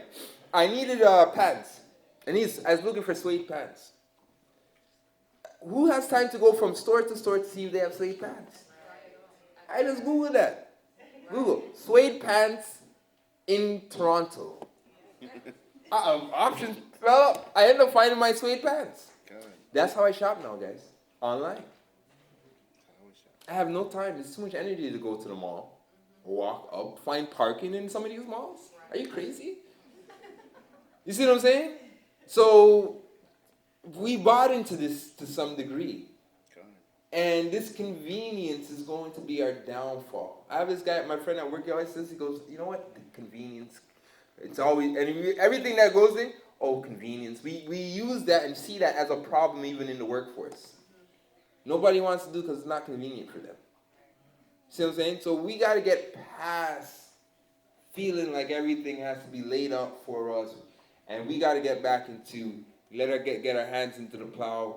Let's get active. Let's get things. And you know what? It's funny because when we were doing that, we were actually healthier. You look at this generation, what is this generation suffering from? Obesity. Right? And obesity. But back in the days, you know what our exercise was? Go run up in the field. And we were athletic. We were creative. We thought outside the box. I mean, half of the time, you know what we were doing? We were building our tree house, our clubhouse. And we had couches in it.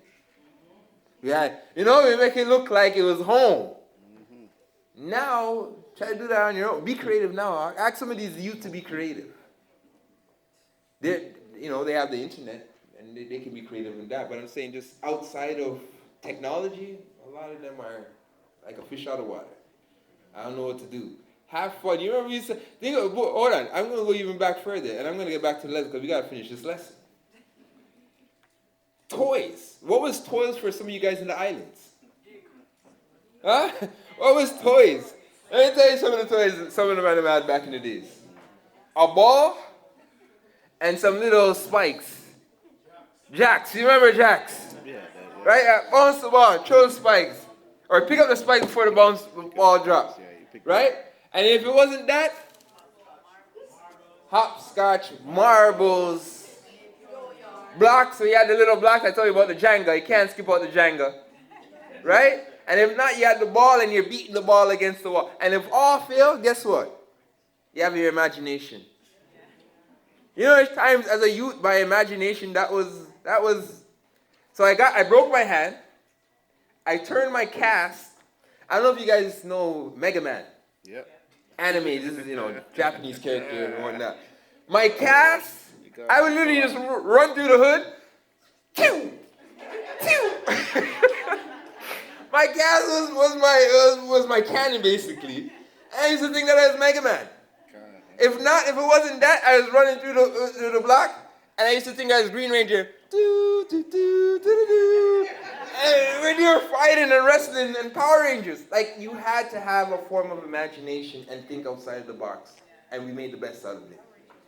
Right? We made the best out of it. Right? Some people, they had their 2 dolls, and they made a whole story out of 2 dolls. Right? But we've lost that. We don't have that anymore. But let's continue. I see someone wants to say something. Let's get back. Let's finish up the lesson. We're in Proverbs? No, I went too far. We're in Sirach. Sirach chapter 7, verse 16. The book of Sirach, chapter 7, verse number 16. Number not thyself among the multitude of sinners, but remember that wrath will not tarry long. Humble thyself greatly, for the vengeance of the ungodly is fire and worms. Right, and that really is what's prepared for the sinners, right? So simply put, it's not over. We mess up, but we must bounce back, because when judgment comes, it will happen. There will be no stopping it, right? So as long as we have legs, we have breath to fight another day, let's continue to get back on the horse and fight for righteousness. Fight for the things of the Most High. It's not over until we're in the grave or our Lord and Savior comes. And we have to understand that, right? It's not something we want to play up with time, but we have to understand as long as we have breath in our lungs, we still have a fight in this race, right? Let's get Sirach chapter 9, verse 11. Sirach chapter 9, verse 11. Envy not the glory of a sinner, for thou knowest not what shall be his end. Read that again. Envy not the glory of a sinner, for thou knowest not what shall be his end. Go on. Delight not in a thing that the ungodly have pleasure in, but remember, they shall not go unpunished into their grave. Right? So remember that those that are operating unrighteously, all of them will be held accountable. And I'm highlighting this why? Because, for instance, we understand that part of the adversary's game is that he would use these people who we looked up, who the Bible will classify as the sinners. And I'm talking about your entertainers, your athletes, your movie stars, all these different things of life that we once used to idolize these people. We used to look up to these people. But now the curtain's being pulled. And a lot of light is being shined into some of the secret dealings that a lot of these people had. And I know, and I'm I didn't want to bring up this guy, but I'm going to use him. Bad boy. I'm going to use it. Because I tell you, there's a time and there's a place, there's a time and a place where I had friends, I had literally friends that wanted to be like Puffy. I had an ex-friend that used to dress every day, used to come out trying to think he looked like Mace. And we idolized to somewhat be like them. I know for me, even when I was doing music, Like, they used to give me, I don't even want to put the name out there, but I was named after a rapper. And to some degree, you start to, you want to talk like them, you want to rap like them, you want to dress like them. Literally, this is how we used to operate. He had a rapper hat on that shirt, I need to have on that shirt. Right? This is how we operated. And then for me, I remember I got this early, I started to realize that some of these guys were moving a little funny. Fruit Loops. Right? You said I'm running with it though. But a lot of them were moving fruity. And that killed my ideal of wanting to be a rapper. Because I said, hold on a second, who wants to make it to the top to do all these type of stuff that these guys have to do? And I literally gave up on music. It turned me off from music. And not that I was I wasn't, I didn't have the Steve Diamond or the Steve Harmony type of vibe, but, I had a vibe. But it just killed because I stopped looking at these guys as people I wanted to be at, understanding that they compromised in so many different ways. But you still have people who still aspire to be like these guys. And now what's coming out, all these things are coming out and whatnot. I'm like, you still want to be like these guys?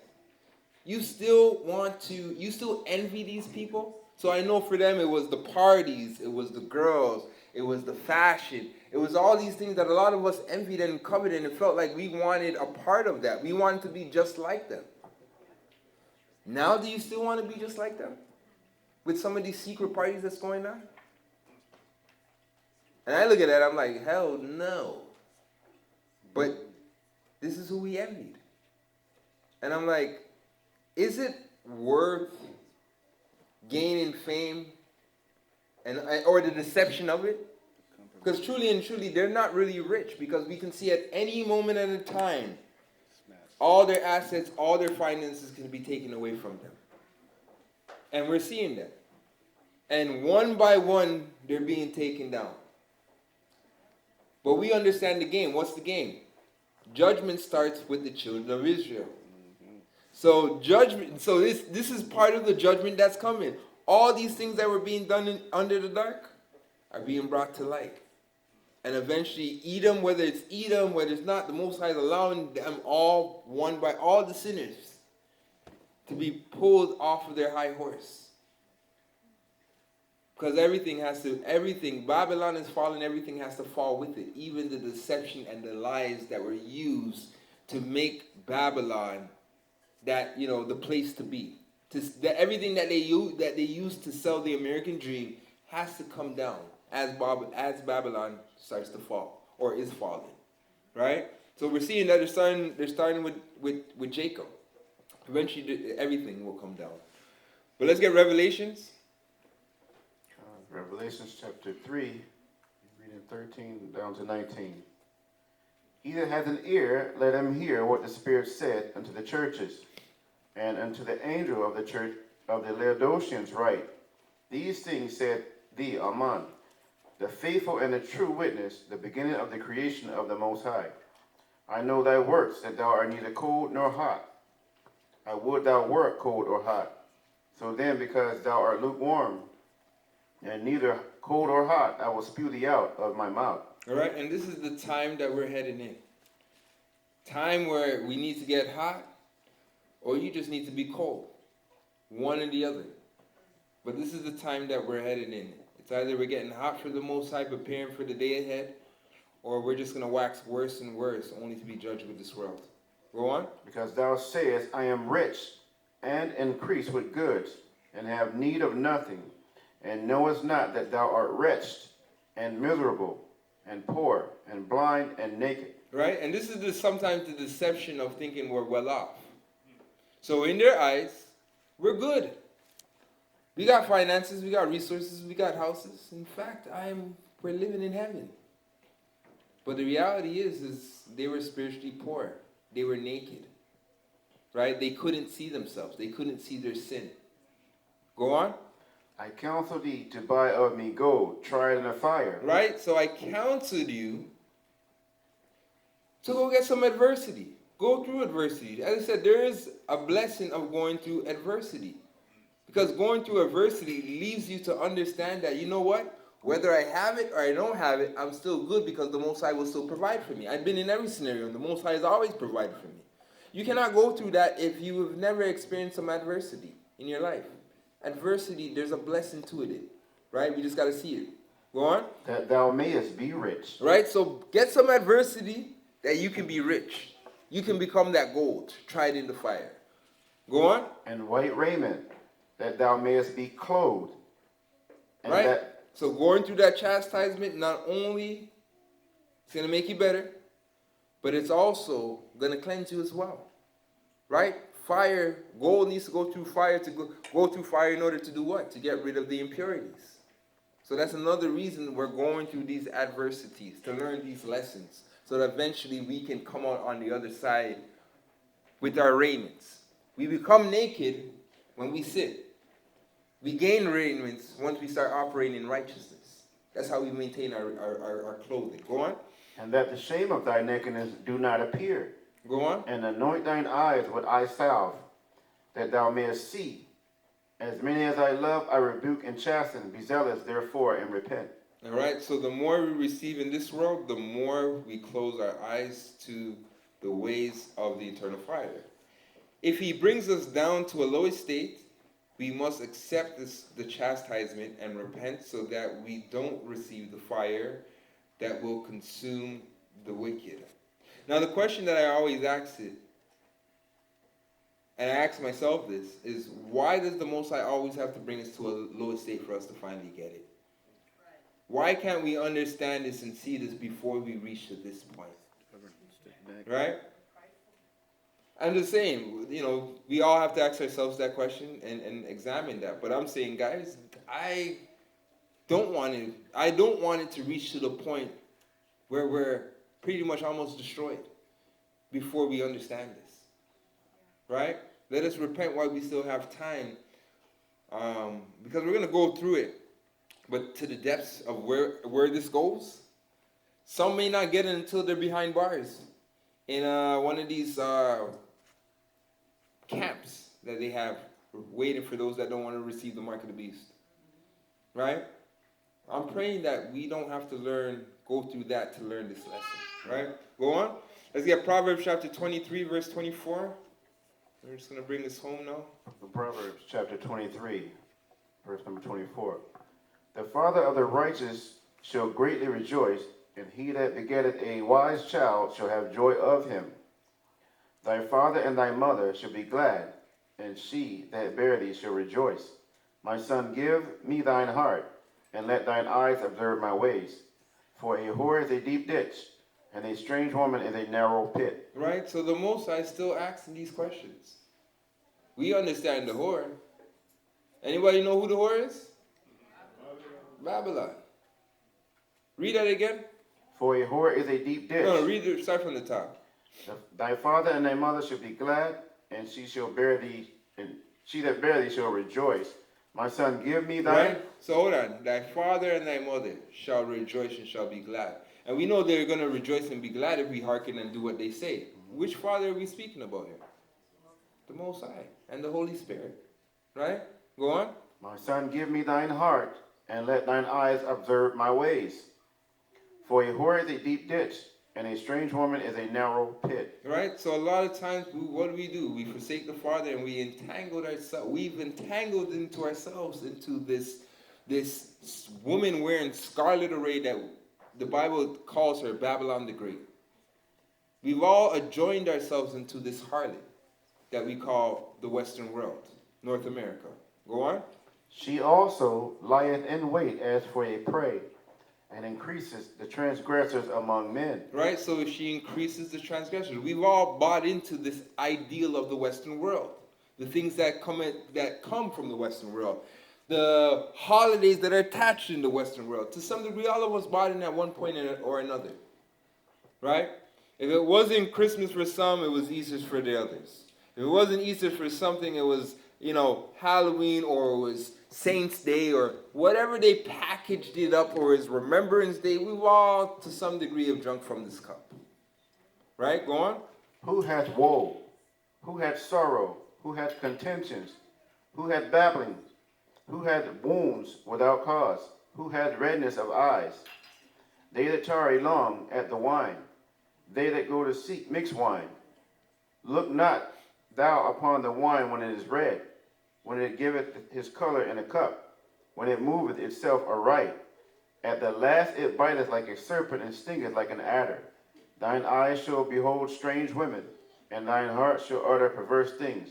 Yea, thou shalt be as he that lieth down in the midst of the sea, or as he that lieth upon the top of a mast.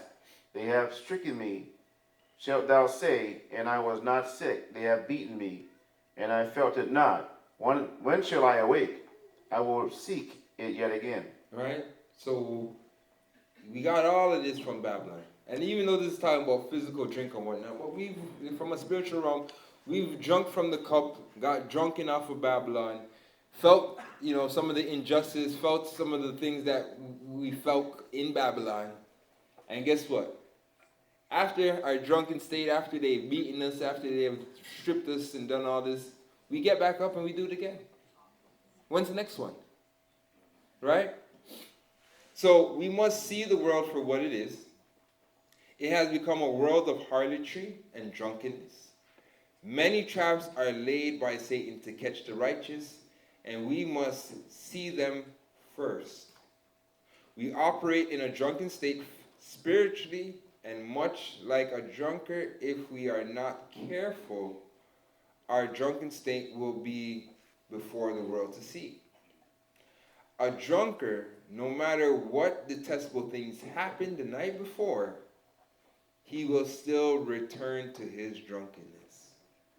And that's the thing, that we constantly return back to this filth.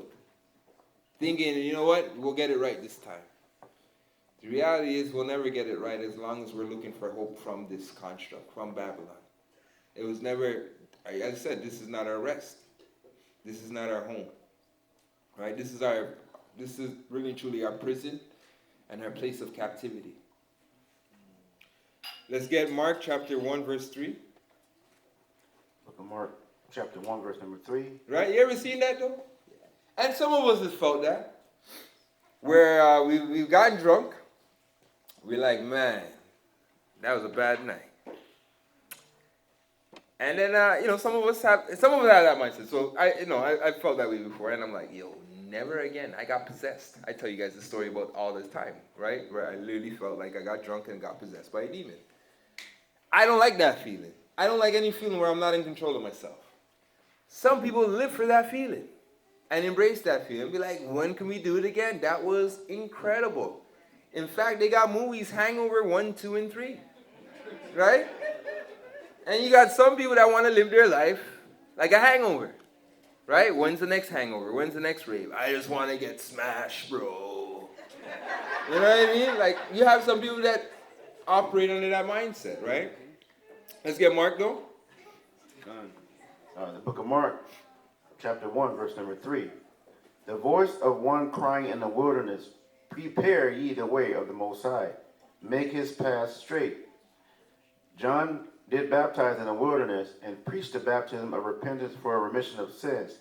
And there went out unto him all the land of Judea, and they of Jerusalem, and were all baptized of him in the river of Jordan, confessing their sins.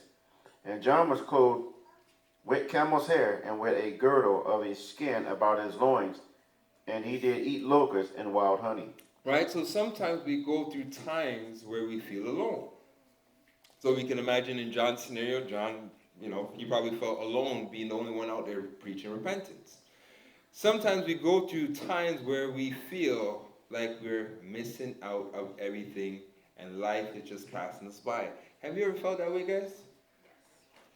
I'll put my hand up. I think I felt that way. Let me read this again. So sometimes we feel like we're the only ones alone. Many of us, when we first came into the truth, when we were watching elder from the comforts of our home, and we try to share it with our friends. I'm pretty sure some of us, we felt alone. Like we're the only one that can see what we see. And it became frustrating. It became depressing at times. And then we found out, you know what, there's a body here, and there's people of like mind, and I'm not the only one alone. So then we joined part of that. Right? So I do believe we go through process of that. But then, while you made the choice to serve the Most High and the rest of the world, the rest of your friends have chosen to serve the world. They're progressing. Most High, they are progressing. And you're saying to yourself, Most High, I chose to serve you, but I see everybody who chose not to serve you moving forward in life, buying houses. Some have become millionaires. And you barely have four walls to hold up. And Satan comes in and asks you, was it worth it? Was it worth it? You should have stayed in the streets. And, you compromise. You think about that. And eventually you start to see the bigger picture. And if you endure long enough, you start to see those who you once idolized. Not that you want to see it. Not that you don't want to see friends and family hurt. You don't want to see that. But you start to realize everything is about to come to an end. And where, some of my friends never worked a day in their life. They got a lot of money. Now they're working. And it's harder for them to make the adjustments because they never worked a day in their life before. They don't know what that is. So I look at it where in the short term, it worked out. It was beneficial for them. In the long term, didn't play out too well. And this is just here. What about when this is all done? Because I'm seeing that this is coming all to an end. And none of them have made an investment outside of Babylon. So when this is done, they're like a fish out of water. That's my saying for today. They're like a fish out of water. They have no direction. When this is done, we get our inheritance. So I think about that person that used to always spend their money. And I think about that person that used to always save that money. And we're the kids that always save their money. So when it's all said and done, we got a big inheritance. We got a land, we'll have the home, we'll have all of that. So I'd rather suffer now, enjoy later, than enjoy now and suffer later. To me, I'd rather suffer now and go through it. I can think about it like this. You remember when you're kids? And you have one kid, he wants to eat his fries and whatnot, and you have that other kid that used to wait till everybody's done. And now he's eating his food. Eventually that'll be us when it's all said and done, guys. So we might look poor right now. We might be suffering right now, going through hard stuff, but when we're in the kingdom, we'll be like, I told you guys so. I mean, we won't say that. Obviously, we're not going to say that. But, we'll be on the high ground at that time. Not boasting, not prideful, but you know what I mean. It was worth the sacrifice. Right? Let's get 2nd Ezra, chapter 13, verse 22. 2nd Ezra, chapter 13, we're reading 22 to 24. But hold on, before I go there, sorry. We talked about John preparing the way for the Lord. Right? We also see that Noah did something of that nature as well, where he was getting all to repent before the judgment was to come. Right? We see John doing the same thing, getting all to repent before the Lord would come. Well, I think we also have that same mission. That we got to go out and prepare this earth for the coming of our Lord and Savior. And not as we know, according to prophecy, not all is going to accept him. Same way how not all accepted him when he came with Israel. Not all accepted him. But for those that do accept him, he's given them the chance to become the sons of God. So we got to do our job to prepare the way of the Lord as we get closer to the day of the Lord. Okay? All right. Let's get 2nd Ezra 13:22. 2nd Ezra, chapter 13, verse number 22. Whereas thou hast spoken of them that are left behind, this is the interpretation. He that shall endure the peril, and that time hath kept himself. They that be fallen into danger are such as have works and faith toward the Almighty. Right? So hold on. If you have faith and you have works, prepare yourself for what? Temptation, challenges, adversity. Read that part again. Good. He that shall endure the peril and that time hath kept himself. They that be fallen into danger are such as have works and faith toward the Almighty. Right? So those who have fallen into danger are those that have works unto the Almighty. Understand that. Because the more works you have, the more work that you're doing for the Most High, the more the adversary is going to do to take you down. You have to understand that. And with that understanding that no matter how bad things may look, the Most High can turn a bad scenario into a good scenario. Right? And we've seen that over and over again throughout the Bible, where complete annihilation turned into salvation. And the Most High is going to do it again. We're at the point where they are planning complete annihilation. And the Most High is going to turn this into salvation for us. We have to believe that and embrace that. So no matter how much, as we continue to work and the challenges start to increase, we got to trust in the Most High and hold on to the covenant that we have made with Him, that we've all made with Him. Right? Go on. Notice therefore that they which be left behind are more blessed than they that be dead. Right? So we want to be left behind. We want to endure so that we can be left behind, right? So we must see through the madness and understand that the Father has always delivered the righteous from a wicked generation. Lot probably saw sin daily. And I'm reading this again. Let me fast forward. Sorry. And let's get here. So at the end of the day, now is not the time to run from the mission. The Father has set us forth. Just because we grow tired. Those that endure all the pains and suffering that the world shall go through. Let me read this again. Those that endure all the pain and suffering that the world shall go through shall be blessed. Right? So we got to go through it all. We got to go through it all, conquering it and coming out on the end as warriors. So where we may be weak, we may be lacking a lot of things, strength, muscle, might, and all these things. This is all said and done, for those that endure, you'll come out as warriors. With the same, and when I'm talking about warriors, I'm talking about men like we had during the time of Maccabees. Brothers that went through that fire of adversity and came out stronger, more disciplined, with more faith, because we understand that it's really the Most High who gives us our strength, right? You know, all these muscles, I see brothers hitting the gym, focused on muscles. I'm like, you guys don't know about power. Power is in the faith of the Most High, right?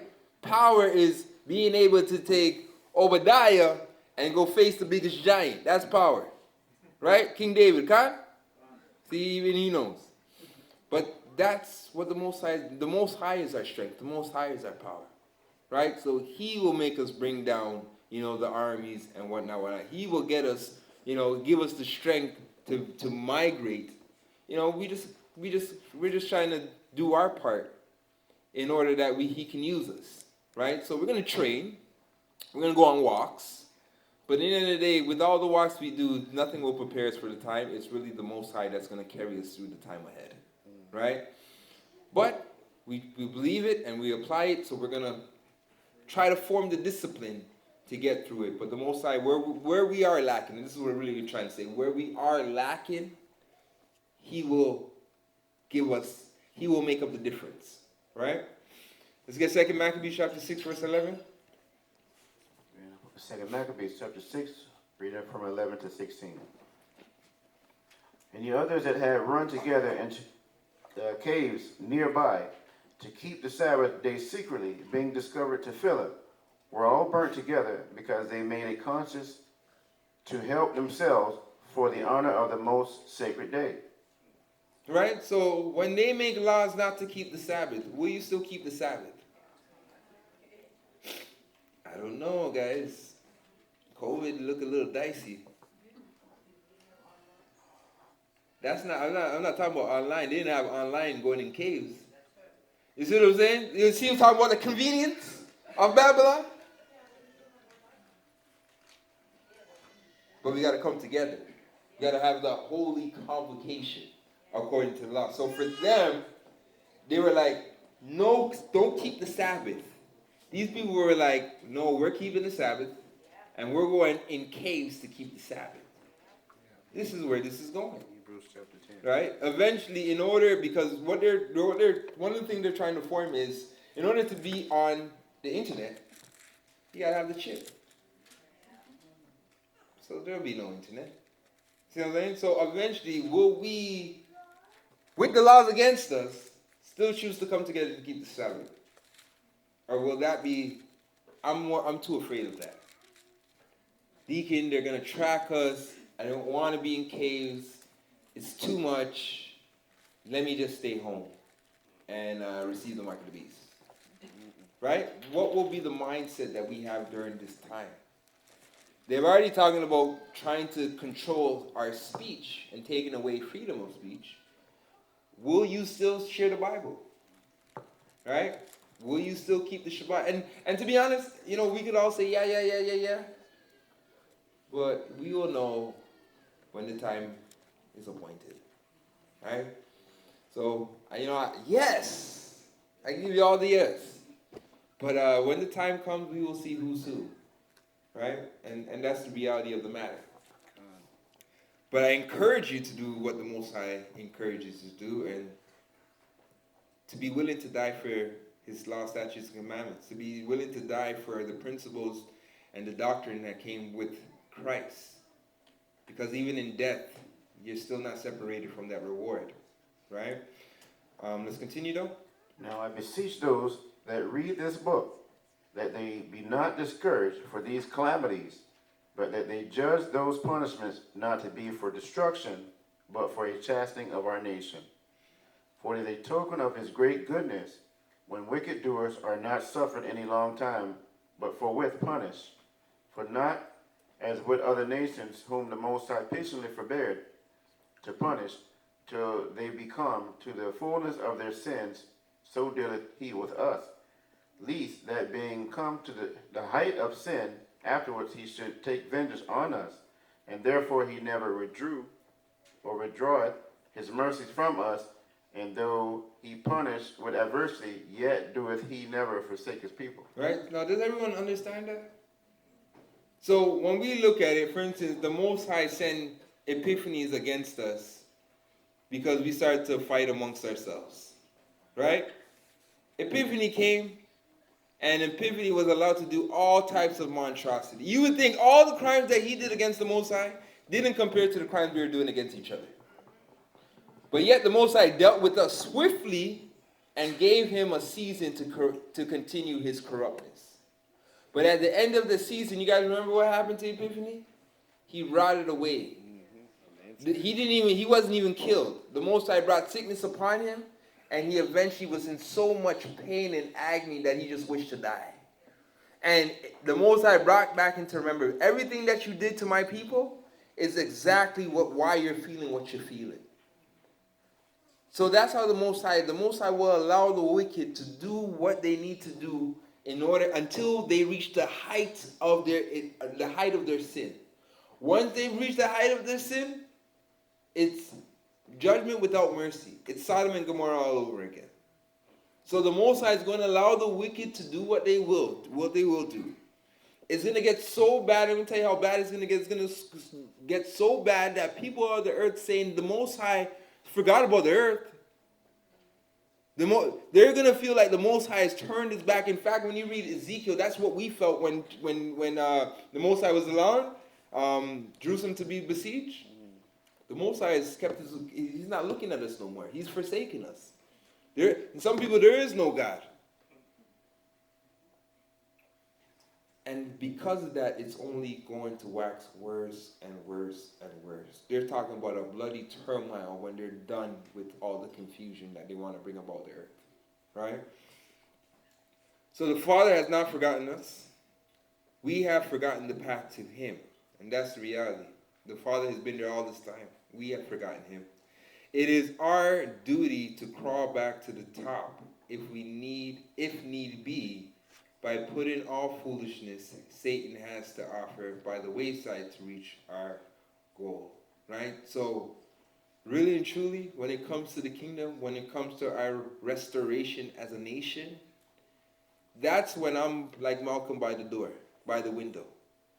And I don't know if you guys know what I mean by that, but by any means necessary. Right? Let's get Genesis chapter 12, verse 1.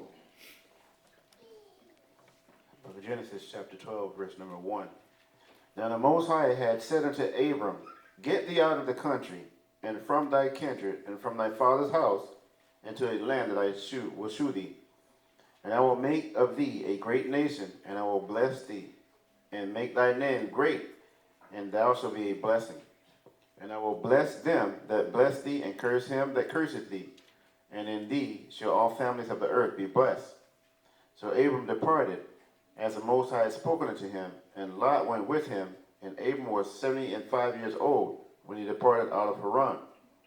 And Abram took Sarai's wife, and Lot's brother's son, and all their substance that they had gathered, and the souls that they had gotten in Haran, and they went forth to go into the land of Canaan, and into the land of Canaan they came. All right, so Abraham was contacted by the Father when he was 75 years old to receive his great covenant. The Bible covers great length of time within a few pages. In reality, there was a lot of downtime where our forefathers did not hear from the Father, yet they kept his ways and waited with patience for him. Right? And really and truly, that's where we are and where we're going to be in this. So it's not like when our forefathers came out of Egypt, how Aaron had the Urim and the Thummim, and the presence of the Most High was felt within the camp. In fact, we couldn't even have nothing dirty in the camp because the Spirit of the Most High dwelled within the camp. We are more operating in the time of the Maccabees. No prophets. Even though the Most High's presence is still there, we lack the discernment and the eyes to see the Most High's hand playing amongst us. Right? So, with that mindset, we still have to operate in this. We really have to operate with a lot of faith. We really have to look at the stories and the generations of the past to see how the Most High how the Most High handled and took care of those who put their trust in Him. It's really these stories that we read in the Bible that we have to hold on to tight and use them as encouragement, as faith boosters, as we go into the unknown territories that we have never been in before. That's what we have as in those reminders, those encouragements and whatnot. And that's what Maccabees and they had. You would see it. Every time they go into a battle, Maccabees would bring up something that the Most High did for their forefathers. When their dad, Matthias, right before he died, he reminded them of all the things that the Most High did for all those who put their trust in them. That's something that we're going to have to get accustomed to, reminding ourselves when we're facing certain scenarios, right? So for me, something I do, something I'm praying I grow into and whatnot, but I look at a lot of scenarios and I find a Bible scenario that is just fits the same ideal. So recently, I saw Maccabees playing out right here in the church. Literally, I saw it. Right?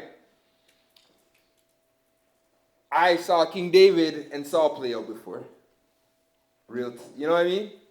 And I say that why? Because it's during those times when I was in those scenarios, I saw what King David did. I saw what Saul did. I saw where King David ended up, and I saw where Saul ended up. And to me, that was my encouragement. Even though David was being persecuted, dealt with wrongfully, had moving from place to place, fleeing from his own brother that was over his head, so to speak, that was his leader, the Most High still brought justice at the end of it. You see what I'm saying? So I'm saying we got to be able to, when we're going through scenarios, when we're going through things, to be able to find a story in the Bible and say, you know what? Ruth went through this. I'm going to hold tight because I saw she went through this, she endured, she kept her integrity, and I'm going to do the same. I ain't going to compromise. We got to be able to do that. We got to be able to bring these stories real time into our lives and apply them. That's what this Bible is for. That's what these precepts are for. They're commandments on how we need to operate in every scenario that we will ever face in life.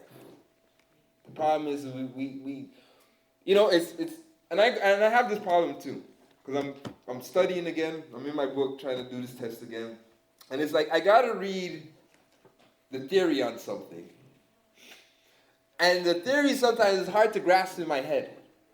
I'm trying to picture it out, but when I see it now, I understand it. I can now, you know what I mean? What I'm reading now makes sense because now I've been able to identify it and be able to see it real time.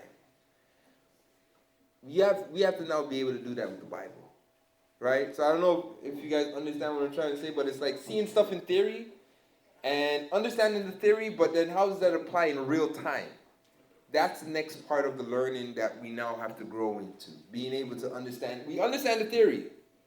You know what I mean? Kind words. And so I test these theories. So if I use kind words, it'll multiply things. If I use rash words, it usually causes more. It pouring gasoline on a fire. So let me use kind words.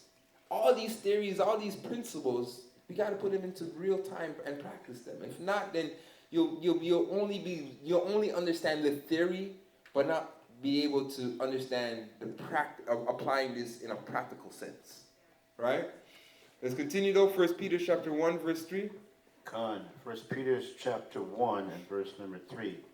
Blessed be the God and Father of our Lord Yeshua, the Anointed, which according to his abundant mercy hath begotten us again into a lively hope by the resurrection of Yeshua, the Anointed, from the dead, to an inheritance incorruptible and undefiled, and that fadeth not away, reserved in heaven for you, who are kept by the power of the Most High through faith unto salvation, ready to be revealed in the last time. Right, so we are kept by the Most High by faith.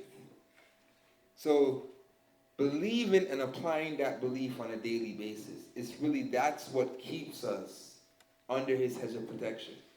Read that one more time. Blessed be the God and Father of our Lord Yeshua, the Anointed, which according to his abundant mercy hath begotten us again into a lively hope by the resurrection of Yeshua, the Anointed, from the dead, to an inheritance incorruptible and undefiled, and that fadeth not away, reserved in heaven for you, who are kept by the power of the Most High through faith unto salvation, ready to be revealed in the last time, wherein ye greatly rejoice, though now for a season, if need be, ye are heavy in heaviness through manifold temptations, the trial of your faith being much more precious than of gold that perisheth, though it be tried with fire, might be found unto praise and honor and glory at the appearing of Yeshua the Anointed. Right, so we should rejoice that we are tried with many temptations and understand that our learning to resist them makes us spiritually stronger, so that in the great judgment we will be seen as honorable, right? So, this is a fight we all have to engage in. But one thing I could say is that I'm tired of the adversary making spoil of us. And, when we look at it, he has made spoil of us. In some cases, he has a lot more control. We give him more control. We shouldn't give him any control. But he has controls. He has things that can trigger us, things that he can manipulate us in. and we need to take back that power from him, right?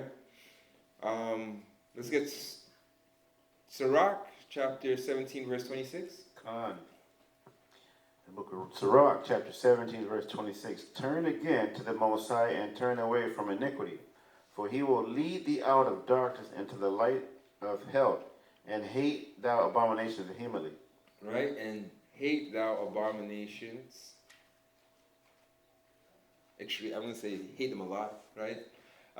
Sorry. So you must develop a hate for those things which you have given into a sinful behavior and turn back to the Father with a new diligence that Satan cannot overcome. Right? So we have to form that perfect hatred. Everyone knows that perfect hatred is? So King David spoke about that perfect hatred, right? So that perfect hatred is really hating everything that you know is against the Most High. Right? So you know how Lot was, for instance, mad at the sinners? He looked at it, while he's in Sodom and Gomorrah, oh, you got the Sodomites there, you got the robbers there, and he's hating all those things. But he himself had stuff the Most High hated. We don't want to be those guys. Right? So to have complete hatred, we have to hate sin as a whole and rid ourselves from sin, and then be able to help others rid themselves of sin.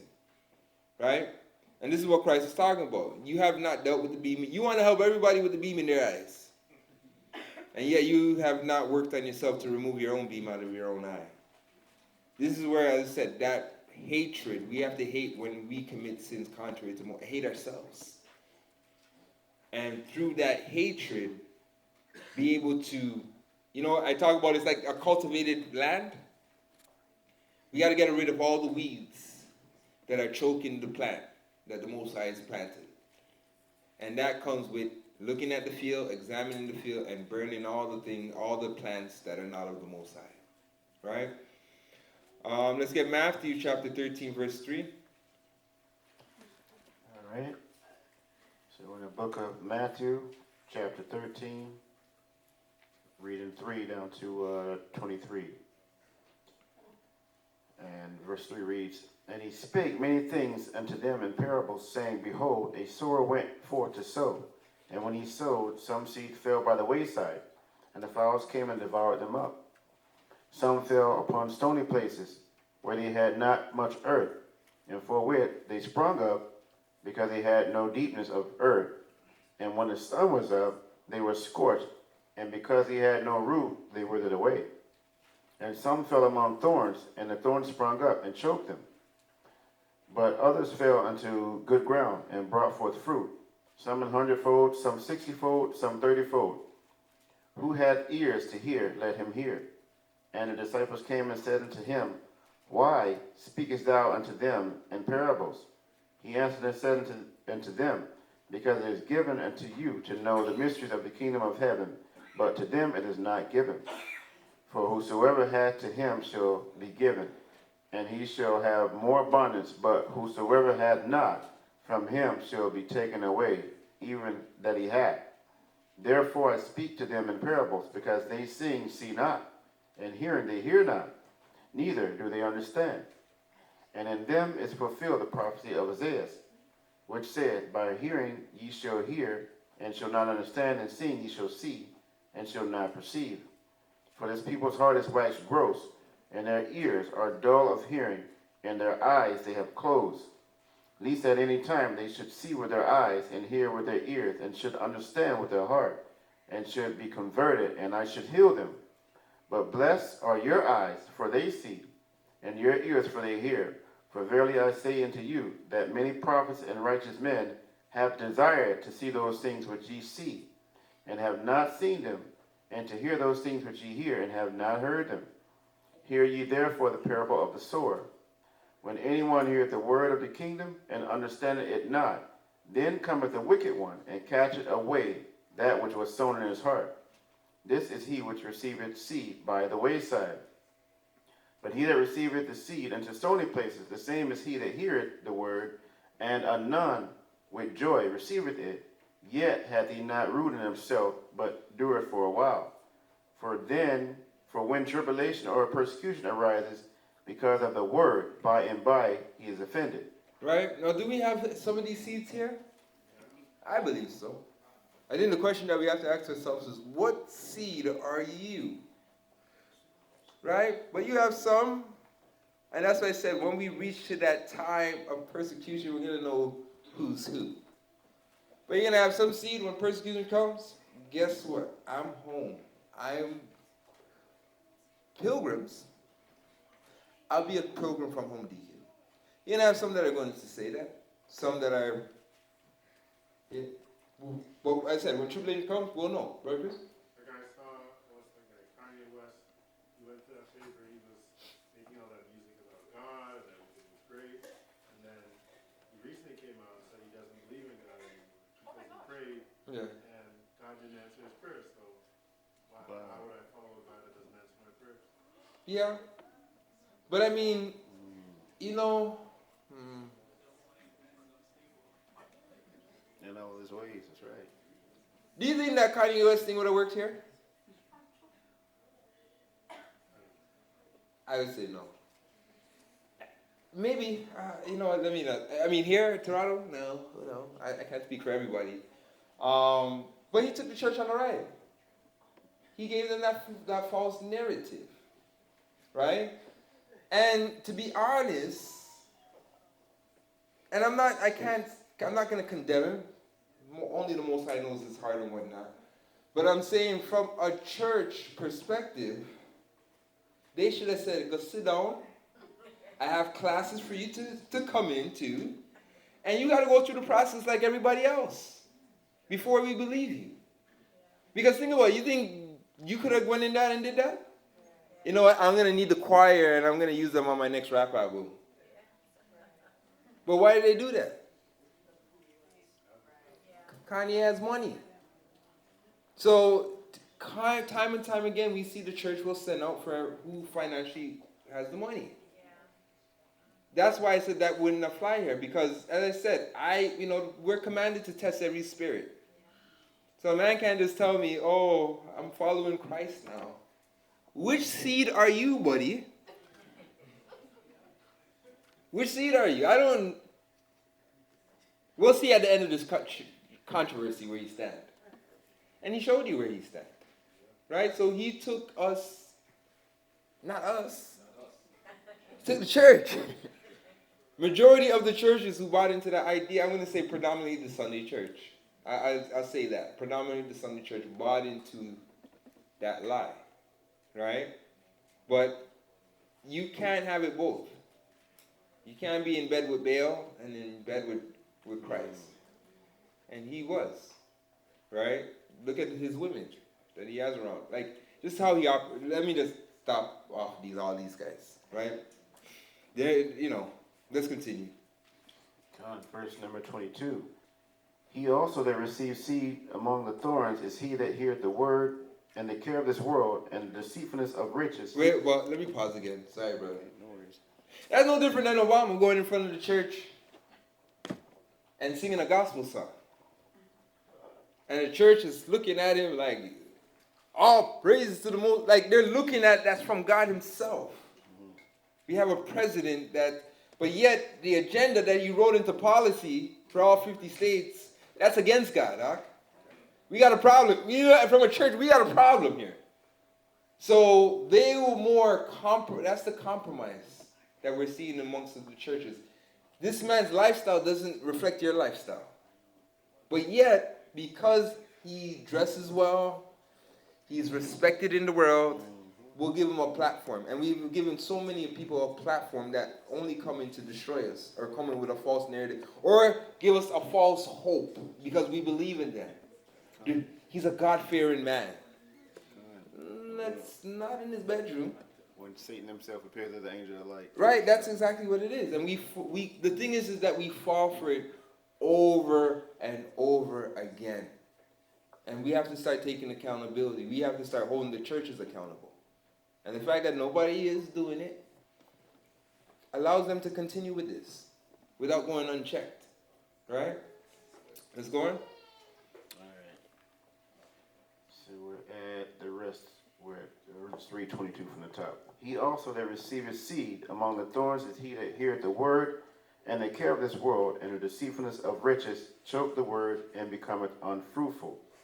But he that receiveth seed into the good ground is he that heareth the word and understandeth it, which also beareth fruit and bringeth forth, some 100-fold, some 60, and some 30. Right? So this is what the good fruit is supposed to bring about. It's supposed to bring about other fruit as well.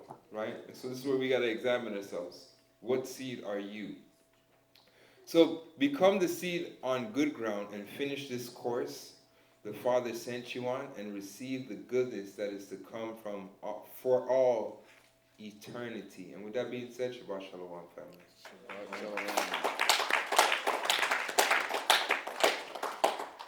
Well, family, as we see things getting closer to the end, we won't be as those who aborted the mission, but we will endure until the end, right? So with that being said, let's get into today's announcements. We got any questions, any statements?